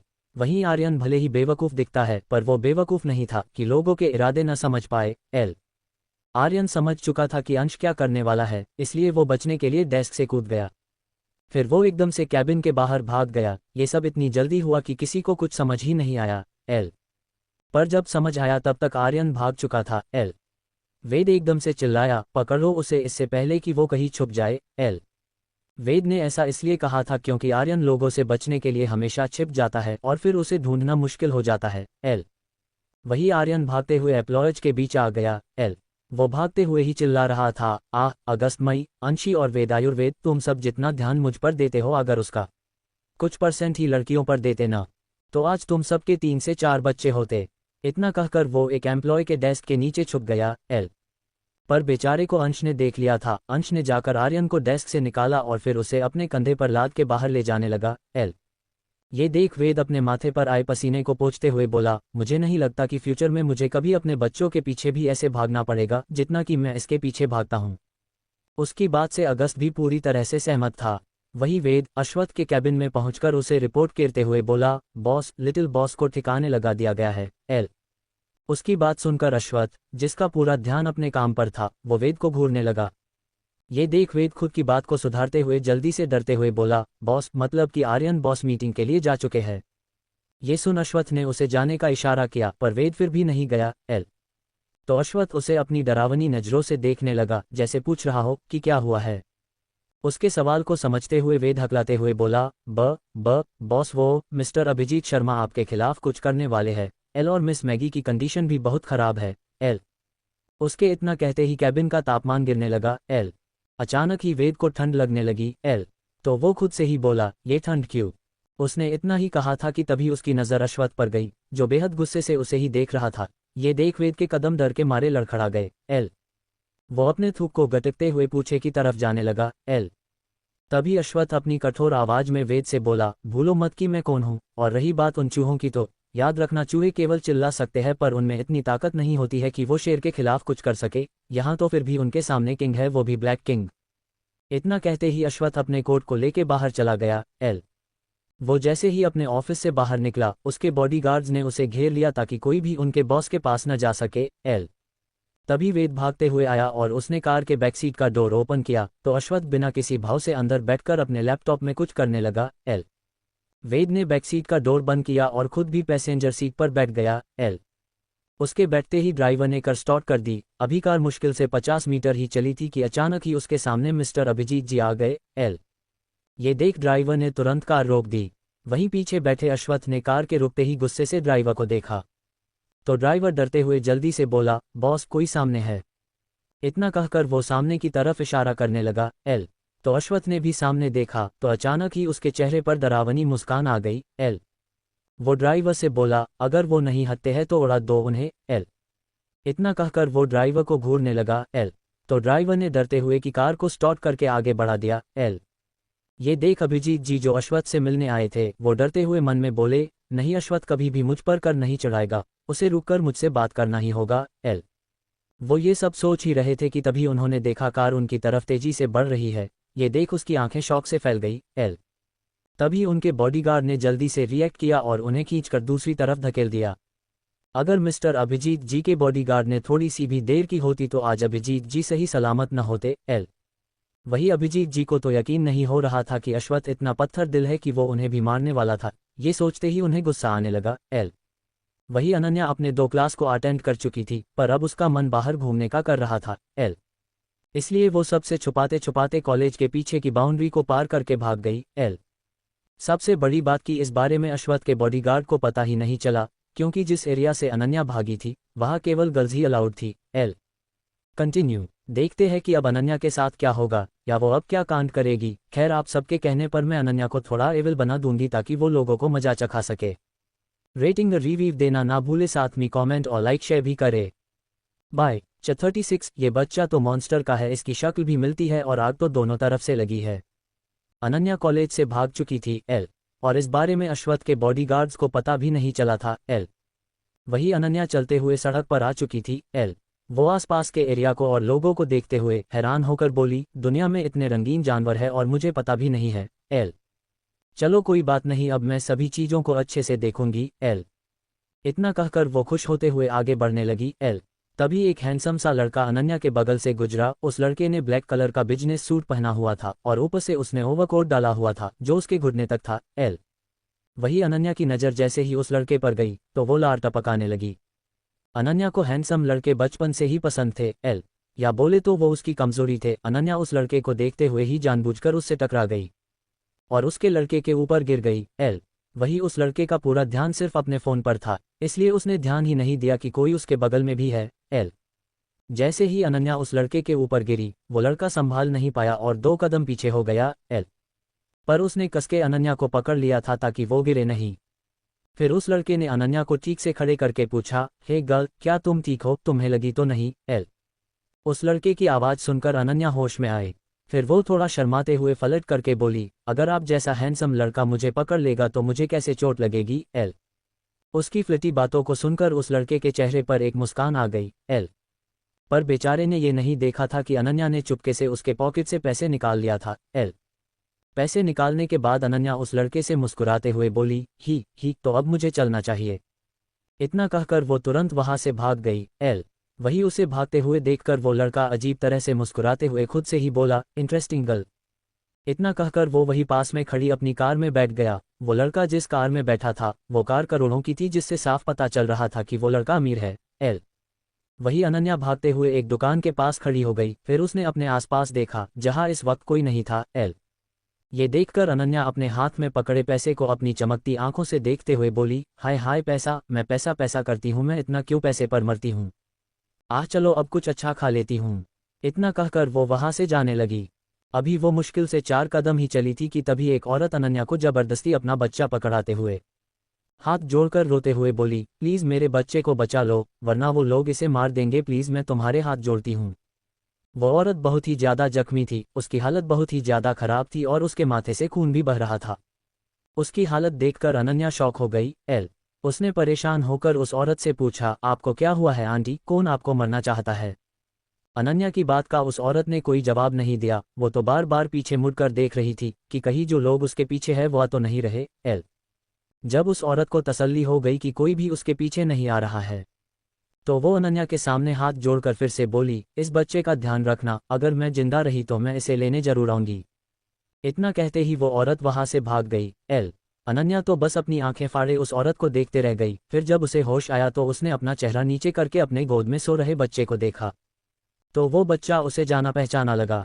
अनन्या उस बच्चे को देखकर याद करने लगी कि आखिर ये बच्चा उसे किसकी तरह लग रहा। तभी अचानक ही वो बोली, नहीं नहीं, ऐसा नहीं हो सकता है, ये बेबी मॉन्स्टर का कैसे हो सकता है? पर इतना कहकर वो अपनी घबराई नज़रों से उस बच्चे को देखने लगी। वही उस बच्चे की उम्र लगभग 2 से 2.5 साल लग रही थी। वो बच्चा दिखने में बहुत ही ज़्यादा क्यूट था, लेकिन उसकी शक्ल अनन्या को अश्वथ जैसी लग रही थी। इसलिए वो रोते हुए बोली, मॉन्स्टर का कोई बेबी भी है? आने दो उन्हें, तो मैं छोड़ूंगी नहीं, उन्होंने मुझे धोखा दिया है। इतना कहने के बाद वो वहीं पर बैठ गई और घूर के उस बच्चे को देखने लगी। तभी वहां पर कई सारे लोग भागते हुए आए और लोगों से कुछ पूछने लगे। उन्हें देखकर ऐसा लग रहा था जैसे वो लोग किसी को ढूंढ रहे हो। ये देख अनन्या घबराते हुए मन में बोली, कहीं ये वही लोग तो नहीं है जिनके बारे में वो औरत बता रही थी।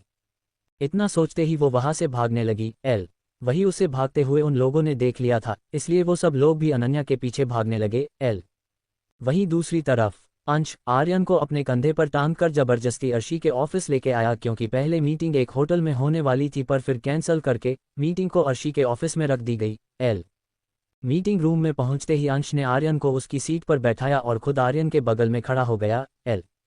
वहीं मीटिंग रूम में मौजूद लोग ये सब देखकर शॉक हो गए क्योंकि उन लोगों ने पेरेंट्स को तो बच्चों को जबरदस्ती स्कूल ले जाते हुए देखा था, पर यह पहली बार था जब उन लोगों ने किसी पीए को अपने कंधे पर अपने ही बॉस को टांग के लाते हुए देखा है।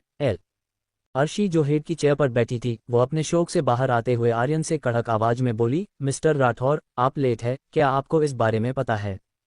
वहीं अर्शी की आवाज सुनकर आर्यन सीधे होकर बैठ गया। फिर उसने अर्शी के सुंदर चेहरे को देखकर मन में कहा, हाय मेरी गैंगस्टर बीवी कितनी इंटेलिजेंट है, पर इस अंश ने क्यों नहीं बताया कि इस मीटिंग में मेरी बेबी भी आ रही, फालतू में ही इज्जत का कबाड़ा कर दिया। इतना कहकर वो खा जाने वाली नजरों से अंश को देखने लगा। फिर उसने अपने चेहरे पर झूठी मुस्कान के साथ अर्शी से कहा, ही वो क्या है ना, वीआईपी लोग स्टाइल से और लेट ही एंट्री लेते हैं। इतना कहकर वो अपने दांत दिखाने लगा। तो अर्शी उसे गुस्से से देखने लगी। फिर मीटिंग स्टार्ट हो गई। सबका ध्यान सामने चल रहे प्रोजेक्टर पर था, पर आर्यन का ध्यान तो केवल अर्शी पर ही था। वो बस एक तक अर्शी को घूर रहा था।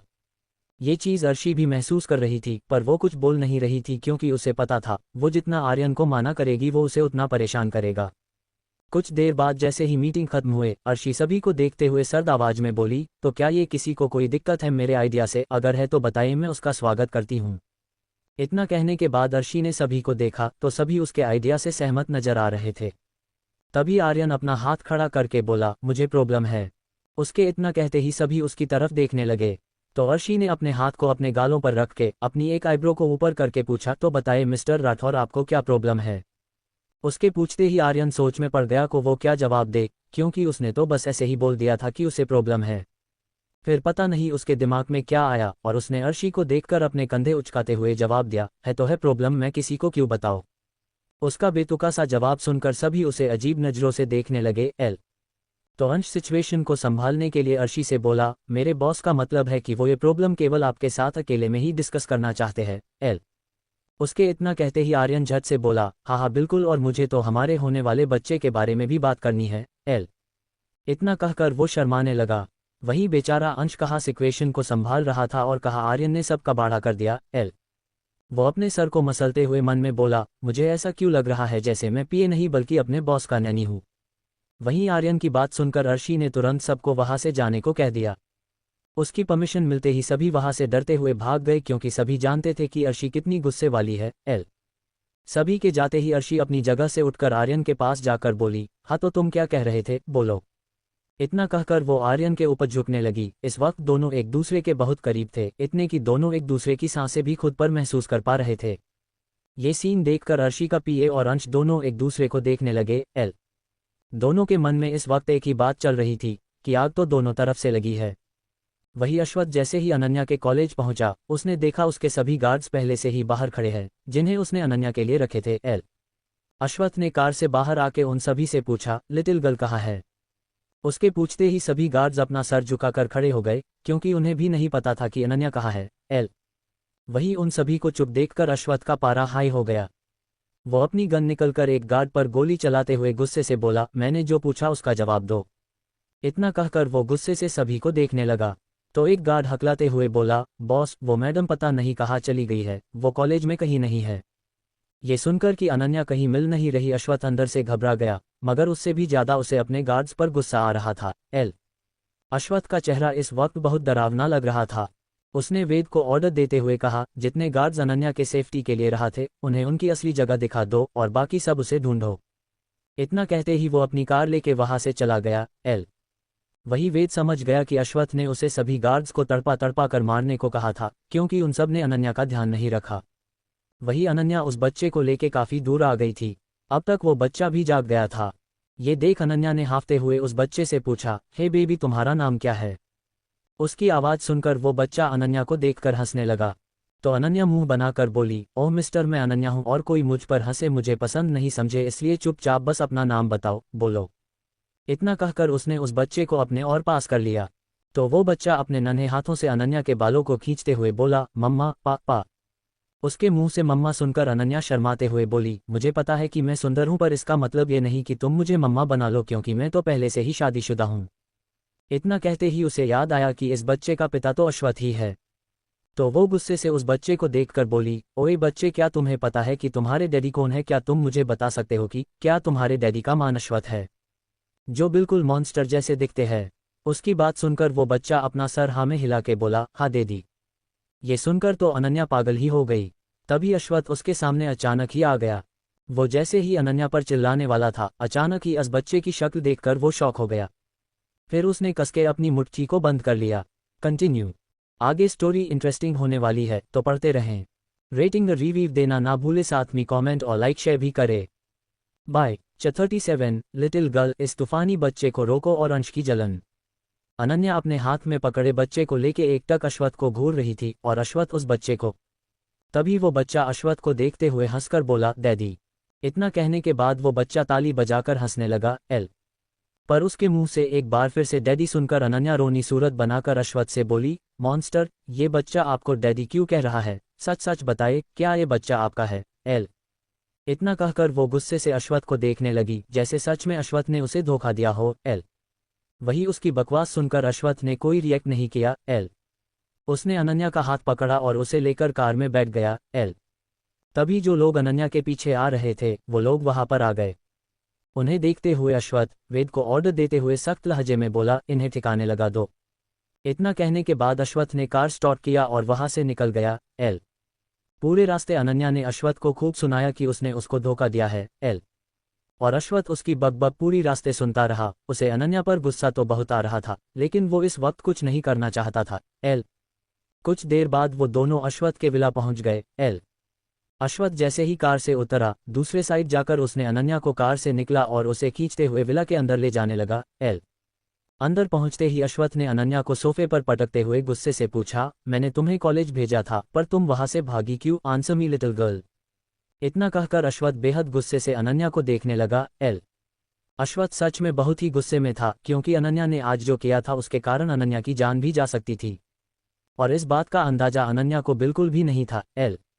वही अश्वथ के इस तरह पटकने से अनन्या उस बच्चे को लेके सोफे पर गिर गई।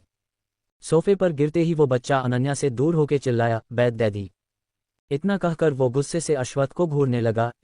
उस बच्चे को खुद पर चिल्लाता देखकर अश्वथ की भौहें चढ़ गई।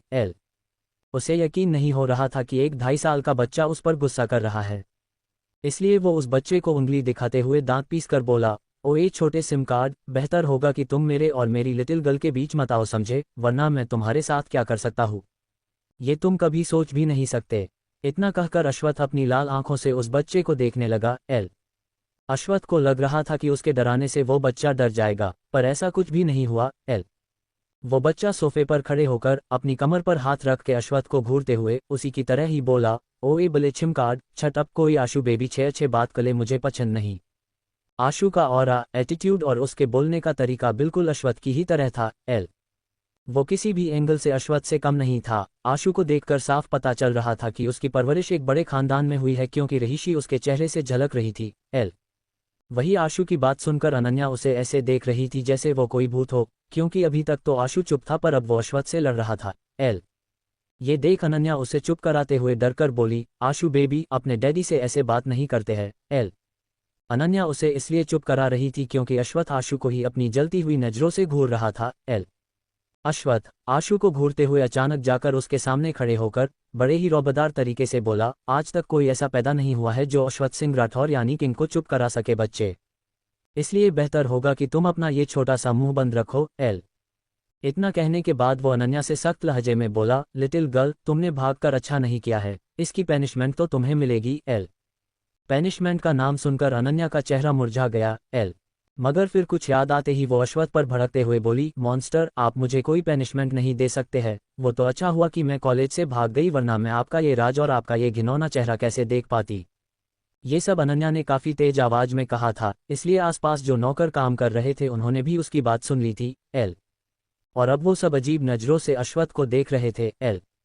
ये सब अब अश्वथ से बर्दाश्त नहीं हो रहा था, इसलिए उसने एक झटके से अनन्या को खुद से चिपकाते हुए सर्द आवाज में कहा, लिटिल गर्ल, मुझे कुछ गलत करने पर मजबूर मत करो।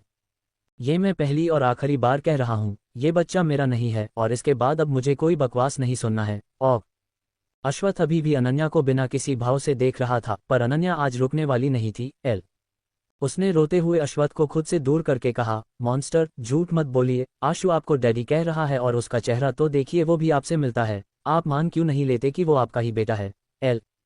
मॉन्स्टर, अब मैं आपके साथ नहीं।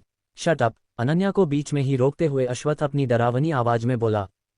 फिर उसने अनन्या के जबड़े को कसके पकड़कर आगे बिना किसी भाव से कहा, लिटिल गर्ल, लगता है मैंने तुम्हें कुछ ज्यादा ही छूट दे दी। आह। इतना बोलते ही अश्वत्थ के मुंह से हल्की सी आह निकल है। एल। तभी एक जोरदार आवाज के साथ कुछ टूटने की आवाज आए। एल। अनन्या पहले तो अश्वत्थ की आह सुनकर हैरान हो गई, मगर जब उसने कुछ टूटने की आवाज सुनकर उस दिशा में देखा था वो शौक रहे बिना नहीं रह सकी। एल। क्योंकि अश्वत्थ के हाथ से लगकर फ्लावर वास टूटकर जमीन पर गिरा था। एल। और ये फ्लावर वास किसी और ने नहीं बल्कि आशु ने ही अश्वत्थ के ऊपर बहाया था। एल। अनन्या ने देखा अश्वत्थ के हाथ से हल्का सा खून भी बहने लगा था। ये देख वो पैनिक करते हुए घबराकर बोली, मॉन्स्टर, ये खून बह रहा है। एल।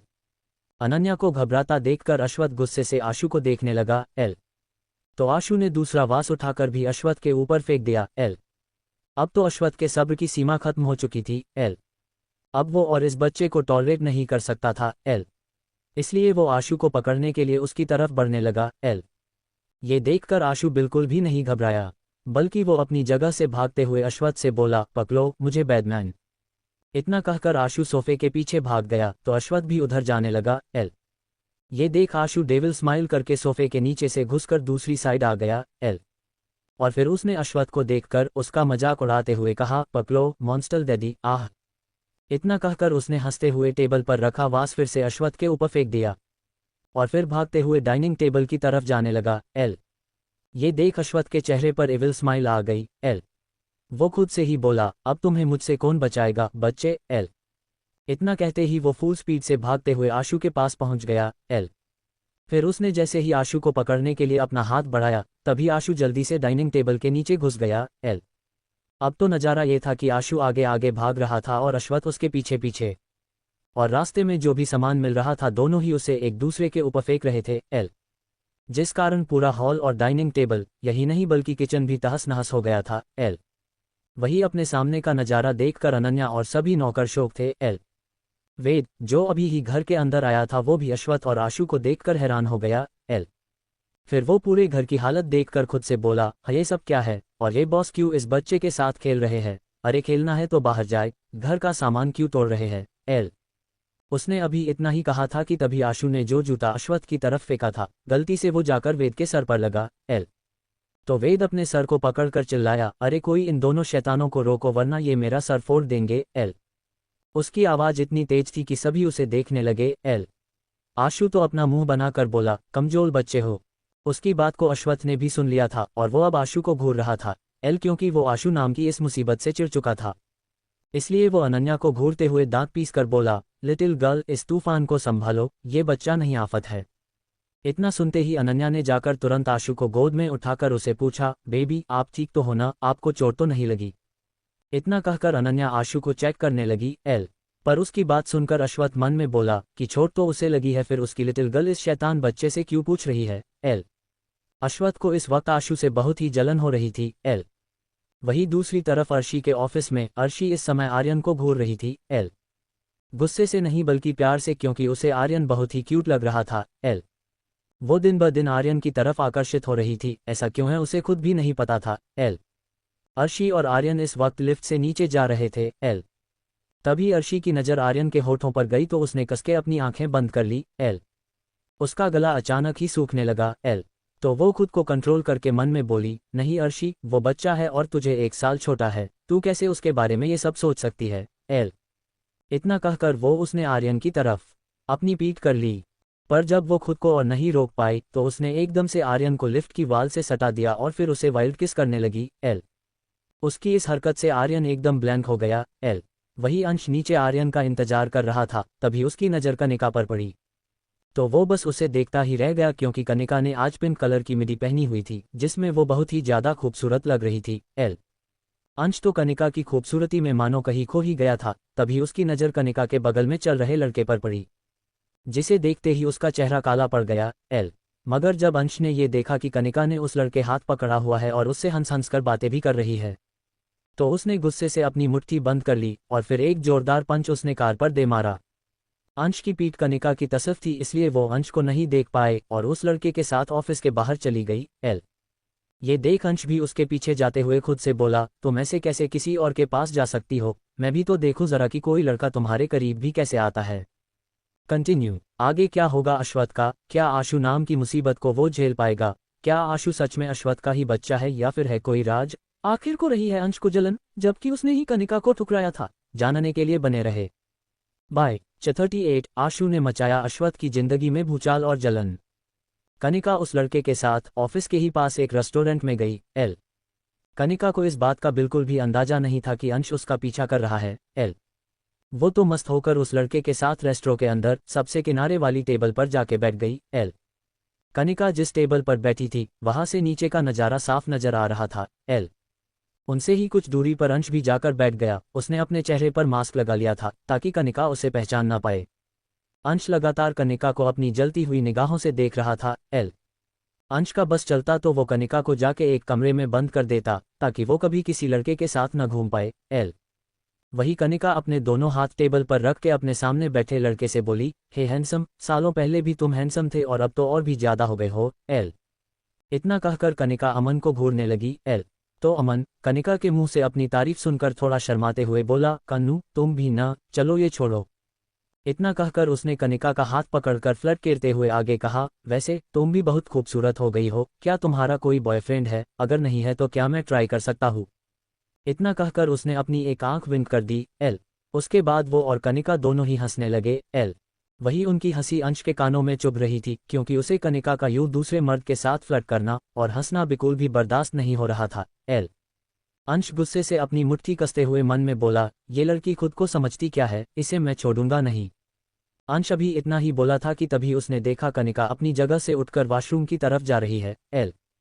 ये देखते ही उसके चेहरे पर चमक आ गई, फिर वो एविल स्माइल करके उसके पीछे जाने लगा। कनिका वॉशरूम में जैसे ही पहुंची, अंशी भी उसके पीछे वॉशरूम में घुस गया, फिर उसने जल्दी से दरवाजा बंद करके कनिका को दीवार से सटा दिया।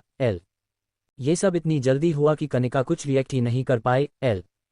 पर जब तक कनिका को कुछ समझ आता तब तक बहुत देर हो चुकी थी। वो अंश की मजबूत बाहों में कैद हो चुकी थी।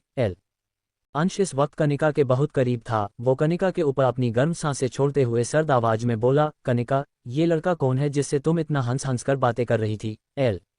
अंश की आवाज में उसकी जलन साफ नजर आ रही थी। और ये चीज कनिका भी देख पा रही थी। वो अंश को देखकर हल्का सा मुस्कुराते हुए बोली, मिस्टर अंश, कहीं तुम्हें मुझसे प्यार तो नहीं हो गया है। इतना कहकर वो अंश को खुद से दूर करने लगी। पर अंश उससे दूर नहीं हुआ। उसने कनिका की बातों को इग्नोर करते हुए उससे कहा, मैं तुमसे प्यार करता हूँ या नहीं, ये मेरी प्रॉब्लम है, तुम्हें इससे क्या, और हाँ, तुम आज के बाद किसी लड़के के साथ नहीं घूमोगी, और अगर घूमी तो मैं उस लड़के की टांगे तोड़ दूंगा। इतना कहकर अंश कनिका की आंखों में देखने लगा। अंश की आंखों में कनिका के लिए चाहत साफ नजर आ रहा था, पर फिर भी अंश अपनी फीलिंग को एक्सेप्ट नहीं करना चाहता था। वही उसकी अजीब सी बात सुनकर कनिका हैरान हो गई। फिर उसने अपनी आंखें छोटी करके अंश से कहा, पागल इंसान, हटो और मुझे जाने दो। क्या तुम्हें शर्म नहीं आ रही, ये लेडीज वॉशरूम है। और हाँ, मैं अमन से क्यों दूर रहूं, मैं उससे दूर नहीं रहूंगी, बल्कि मैं उसके करीब जाऊंगी, उसे किस करूंगी और उसके साथ सोऊंगी भी, अब हटो। इतना कहते ही उसने जोर से अंश को धक्का देकर खुद से दूर कर दिया। और बाहर जाने लगी। वो बाहर जा पाती उससे पहले ही अंश ने उसे पकड़ लिया और फिर उसे जबरदस्ती किस करने लगा। कनिका तो इस अचानक की किस से हैरान हो गई। तभी अंश उससे अलग होकर गुस्से से बोला, नहीं, तुम्हें किस सिर्फ मैं करूंगा और तुम्हारे साथ सोऊंगा भी मैं। इतना कहकर वो कनिका को फिर से किस करने लगा, पर कनिका को तो अंश की बातें सुनकर ही चक्कर आ रहे थे। उसे ऐसा लग रहा था जैसे अंश पागल हो गया हो। वही दूसरी तरफ पार्किंग एरिया में पहुंचते ही आर्यन में जब अंश को नहीं देखा तो वो खुद से ही बोला, ये कामचोर अंश कहाँ गया, कहीं वो मस्करी मारने तो नहीं चला गया। ये सोचते ही उसने गुस्से से आगे कहा, मैं इसका बेबी बॉस हूँ, पर उसे अपने बेबी बॉस की पड़ी ही नहीं है, आने दो, फिर मैं इसे अपना बेबी बॉस वाला रूप दिखाया हूँ। वो इतना ही बोला था कि तभी उसे अपने पीछे से किसी की दबी हुई हंसी सुनाई दी। तो आर्यन ने तुरंत पीछे मुड़कर देखा, जहां एक खूबसूरत सी लड़की उस पर हंस रही थी। आर्यन के पलटते ही वो लड़की अपनी हंसी रोककर उससे बोली, सॉरी, पर क्या तुम खुद को सच में बेबी बॉस बोल रहे हो? वो क्या है ना, मैंने आज तक बॉस तो सुना था, पर ये बेबी बॉस पहली बार सुना है। इतना कहकर वो फिर से हंसने लगी।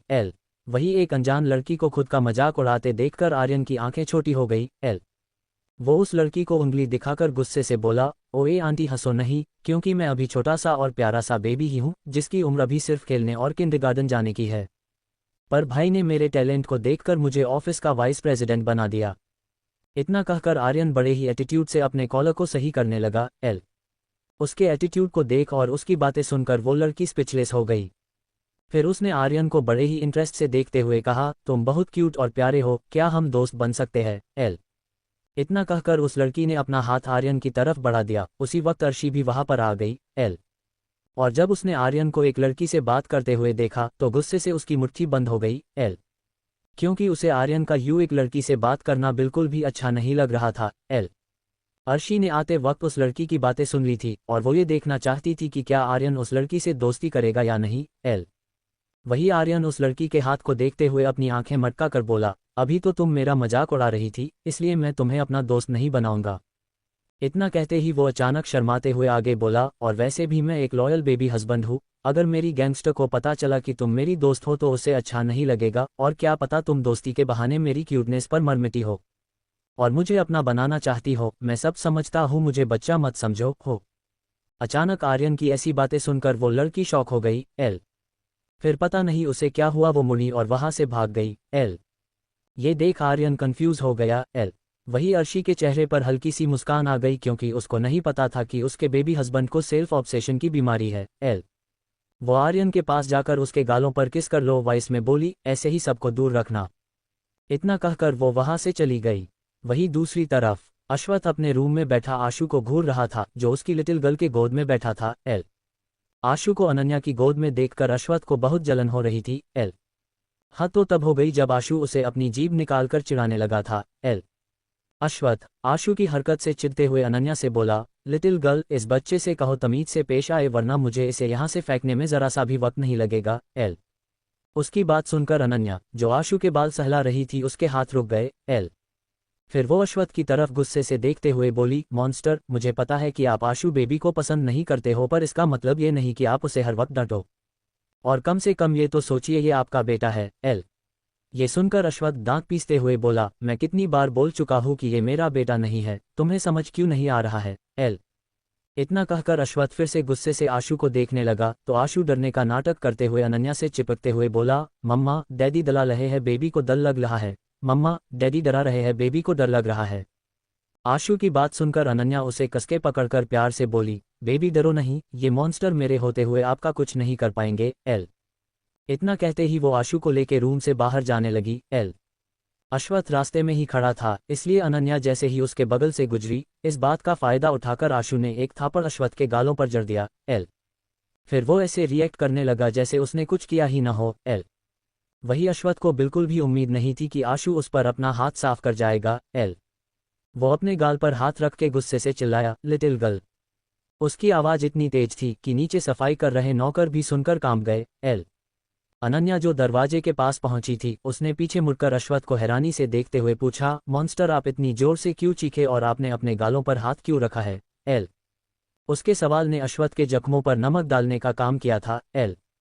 इसलिए अश्वथ दांत पीसते हुए बोला, तुम्हारे इस भोले भाले बच्चे ने मुझे मारा है। आज तक किसी की इतनी हिम्मत नहीं हुई कि वो मुझसे नजरें मिला सके, और इस सिम कार्ड ने तो मुझ पर हाथ साफ कर दिया। उसकी बात सुनकर अनन्या हैरानी से आशु को देखने लगी, जो बड़ी ही मासूमियत से उसे देख रहा था। आशु के चेहरे पर इस वक्त इतनी मासूमियत थी कि अनन्या का दिल पिघल गया। वो आशु के गालों पर किस करके बोली, आशु कितना प्यारा है, आप बेवजह उसे बदनाम मत करिए मॉन्स्टर, क्या आपको शर्म नहीं आ रही है एक बच्चे पर ऐसा झूठा इल्जाम लगाते हुए? इतना कहकर वो अश्वथ को गुस्से से देखने लगी। तो अश्वथ उसे समझाते हुए बोला, लिटिल गर्ल, तुम समझती क्यों नहीं हो, ये बच्चा केवल तुम्हारे सामने ही भोला बन रहा है, वरना ये एक डेविल है। अश्वथ ने लास्ट वाली लाइन आशु को देखकर और दांत पीसते हुए कहा था। पर अनन्या को अश्वथ की बातों पर यकीन ही नहीं हो रहा था। उसे लग रहा था कि अश्वथ आशु को पसंद नहीं करता है, इसलिए ही वो ऐसा कह रहा है। पर सच्चाई क्या है ये तो सिर्फ अश्वथ और हम लोग ही जानते हैं। अश्वथ कुछ बोलना चाहता था, पर अनन्या उसे बीच में ही रोकते हुए बोली, मॉन्स्टर, मैं कुछ नहीं जानती, पर जब तक जिस आंटी ने आशु को मुझे दिया था वो नहीं मिल जाती तब तक आशु मेरे साथ रहेगा, और अगर आपने उसके साथ कुछ भी किया तो मैं आशु को लेके यहाँ से चली जाऊंगी। इतना कहकर अनन्या बिना अश्वथ की बात सुने रूम के बाहर जाने लगी। तो वही आशु अपने सर पर हाथ रख के उसे हिलाते हुए अपनी जीभ निकालकर अश्वत्थ को चिढ़ाने लगा। अश्वत्थ ये देखकर जल भुन गया, उसका चेहरा एकदम सख्त हो गया। वो गुस्से से ही खुद से ही बोला, नहीं, इस बच्चे के कारण मेरी लिटिल गर्ल मुझसे दूर हो रही है, मुझे कुछ करना ही होगा। इतना कहकर वो कुछ सोचने लगा, तभी उसके दिमाग में एक आइडिया आया, जिसे सोचते ही उसके चेहरे पर इविल स्माइल आ गई। अश्वत्थ का चेहरा देखकर ऐसा लग रहा था जैसे वो कुछ बड़ा करने वाला है। कंटिन्यू। तो क्या करेगा अश्वत्थ, जानने के लिए बने रहे। रेटिंग रिव्यू देना ना भूले, साथ में कमेंट और लाइक शेयर भी करे। बाय। 39 अनन्या की याददाश्त वापस आना और शैतान बच्चा। शाम हो चुकी थी और सभी लोग ऑफिस से घर आ चुके थे। अगस्त, अहम, अंश और आर्यन जैसे ही अश्वत्थ के घर के अंदर पहुंचे, उन सबको एक अजीब सी शांति महसूस हुई। ये शांति उन चारों में से किसी को भी रास नहीं आ रही थी। आर्यन अंश के हाथ को पकड़कर चारों तरफ देखते हुए बोला, ये इतनी अजीब सी शांति क्यों है, घर में जैसे कोई मर गया हो। इतना कहकर वो अहम को घूरने लगा।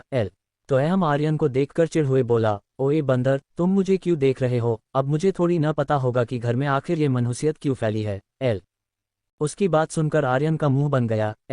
फिर उसने अंश के सर पर मारते हुए कहा, ओए ढक्कन, तू मुझे यानी अपने बेबी बॉस को छोड़कर कहाँ भाग गए थे।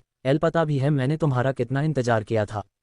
मैं पूरा वक्त तपती धूप में खड़ा रहा केवल तुम्हारे लिए, और तुम हो कि पता नहीं कहाँ हुलछर्रे उड़ा रहे थे। आर्यन की बात सुनकर अंश सकपका गया, उसने तुरंत सबसे अपनी नजरें चुरा ली। ये देख अगस्त अपने कमर पर हाथ रख के अंश को घूरते हुए बोला, ओए अंश बाहुबली, ये बंदर क्या बोल रहा है, तुम इसे अकेला छोड़कर कहीं चले गए थे और इसे धूप में भी खड़ा रहना पड़ा। वेद जो किचन से निकल रहा था, उसने भी अगस्त की बातें सुन ली थी। वो अंश के पास जाकर उसे डांटते हुए बोला, अंश, तुम ऐसा कैसे कर सकते हो, तुम्हें पता है न कि आर्यन को खतरा है, उसके बावजूद तुमने उसे अकेला छोड़ा। वेद सच में अंश से नाराज था, क्योंकि उसे नहीं लगा था कि अंश जैसा जिम्मेदार इंसान ऐसा कर सकता है। वही अंश सबकी डांट सुनकर अपना सर झुकाकर बिना किसी भाव से बोला, आई एम सॉरी, ऐसा फिर से नहीं होगा। अंश के चेहरे पर इस वक्त भले ही कोई भी भाव ना हो, पर हमने उसके चेहरे पर एक उदासी को जरूर देख लिया था। फिर उसने सभी को देखते हुए कहा, तुम लोग अब बस करो, और वैसे भी ये बंदर कोई मासूम नहीं है जो अकेला धूप में खड़ा रहे, उसके जैसा चालाक इंसान खुद को कभी तकलीफ नहीं होने देगा। अहम की बात सभी को सही लगी, इसलिए अब सभी आर्यन को देखने लगे। वही सभी को अपनी तरफ देखते देखकर आर्यन शर्माने लगा। तो अहम ने अपनी आंखें छोटी करके पूछा, बच्चे अब जल्दी से बता दो वरना मैं खुद पता कर लूंगा। इतना कहकर अहम अपने हाथ बांधकर आर्यन को देखने लगा। और बाकी सब भी केवल अंश को छोड़कर। आर्यन ने अचानक ही अपना चेहरा अंश के कोट में छुपाते हुए कहा, वो क्या है न कि मैं अपनी गैंगस्टर के पास चला गया था, और तुम लोगों को पता है उसने न मुझे लिप्स पर किस दिया, वो भी लंबी वाली। मैं तुम सबको बता नहीं सकता कि उस वक्त मुझे कितनी शर्म आ रही थी। ओह माय गॉड, मुझे तो अभी भी शर्म आ रही है। इतना कहते कहते आर्यन अंश के कोट में ऐसे घुसने लगा जैसे अगर उसका बस चलता तो वो अंश के अंदर ही घुस जाता। अंश आर्यन की हरकतों से परेशान होकर बोला, आर्यन क्या कर रहे हो, हटो मेरे ऊपर से।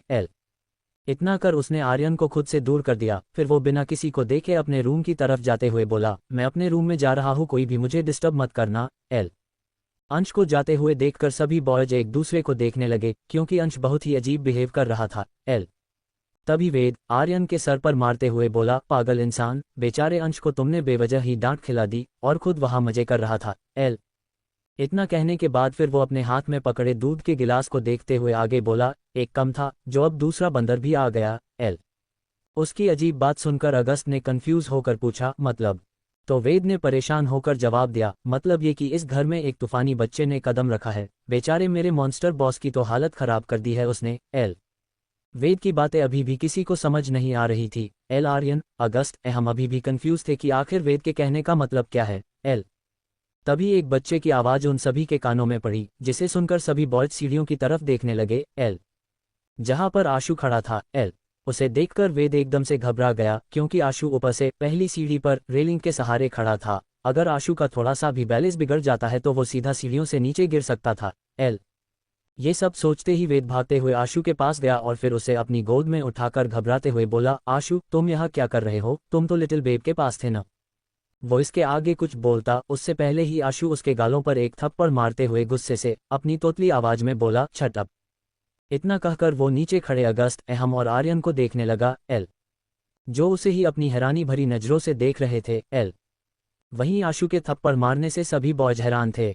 आर्यन तो अपने दोनों गालों पर हाथ रख के हैरानी से बोला, ये तो शिनचैन का छोटा भाई लगता है। एल उसकी बातों से सहमत होकर हम बोला, हाँ लेकिन ये बच्चा है कौन? एल इतना कहकर सभी वेद को देखने लगे तो वेद घबराते हुए बोला, मुझे नहीं पता, ये मेरा नहीं है, लेकिन ये बॉस को डैडी जरूर कह रहा था। एल वो इतना ही बोला था कि तभी उसने देखा आशु जबरदस्ती उसके गोद से उतरने की कोशिश कर रहा है। एल तो वेद ने सीढ़ियों से नीचे उतरकर आशु को नीचे उतार दिया क्योंकि उसके अंदर इतनी हिम्मत नहीं थी कि वो इस शैतान बच्चे को मना कर सके। एल आशु जैसे ही नीचे उतरा उसने अपनी कमर पर हाथ रख के आर्यन, अगस्त और अहम को घूरते हुए कहा, गेट आउट। इतना कहकर वो बाहर की तरफ इशारा करने लगा। एल आशु इस वक्त ऐसे बिहेव कर रहा था जैसे ये उसी का घर हो और अगस्त, आर्यन, अहम जबरदस्ती उसके घर आ गए हो। एल अहम आशु की हरकतें देखकर उसके सामने घुटने के बल बैठते हुए बोला, हे लिटिल बच्चे तुम। आह। अहम बोल ही रहा था कि तभी उसकी आह निकल गई क्योंकि आशु ने उसे एक पंच जड़ दिया था। एल उसे पंच मारने के बाद आशु मुंह बनाकर बोला, बच्चा मत समझो मुझे, वरना मालूंगा। ओल मैंने भी लड़ना सीखा है। एल अहम आशु की बातों को हल्के में बिल्कुल भी नहीं ले रहा था क्योंकि आशु के पंच मारने के स्टाइल से ही वो समझ गया था कि भले ही आशु छोटा है पर उसे जरूर फाइटिंग के लिए ट्रेन किया जा रहा था। एल अगस्त तो ऐसा बोल्ड बच्चा देखकर खुश हो गया। वो आशु के पास जाकर खुश होते हुए बोला, हे बेबी। ओह माई गॉड नहीं। अगस्त का यूं खुद को बेबी कहना आशु को पसंद नहीं आया, इसलिए उसने अपने बगल में खड़े वेद को अगस्त की तरफ धक्का दे दिया। एल जिस वजह से वेद ने जो दूध का ग्लास पकड़ा हुआ था वो अगस्त के ऊपर गिर गया और अगस्त के पूरे कपड़े दूध की वजह से खराब हो गए। एल ये देख अगस्त भड़क गया। वो आशु को गुस्से से देखने लगा तो आशु एकदम से चिल्लाने लगा, मम्मा मम्मा बचाओ बचाओ, मम्मा मम्मा।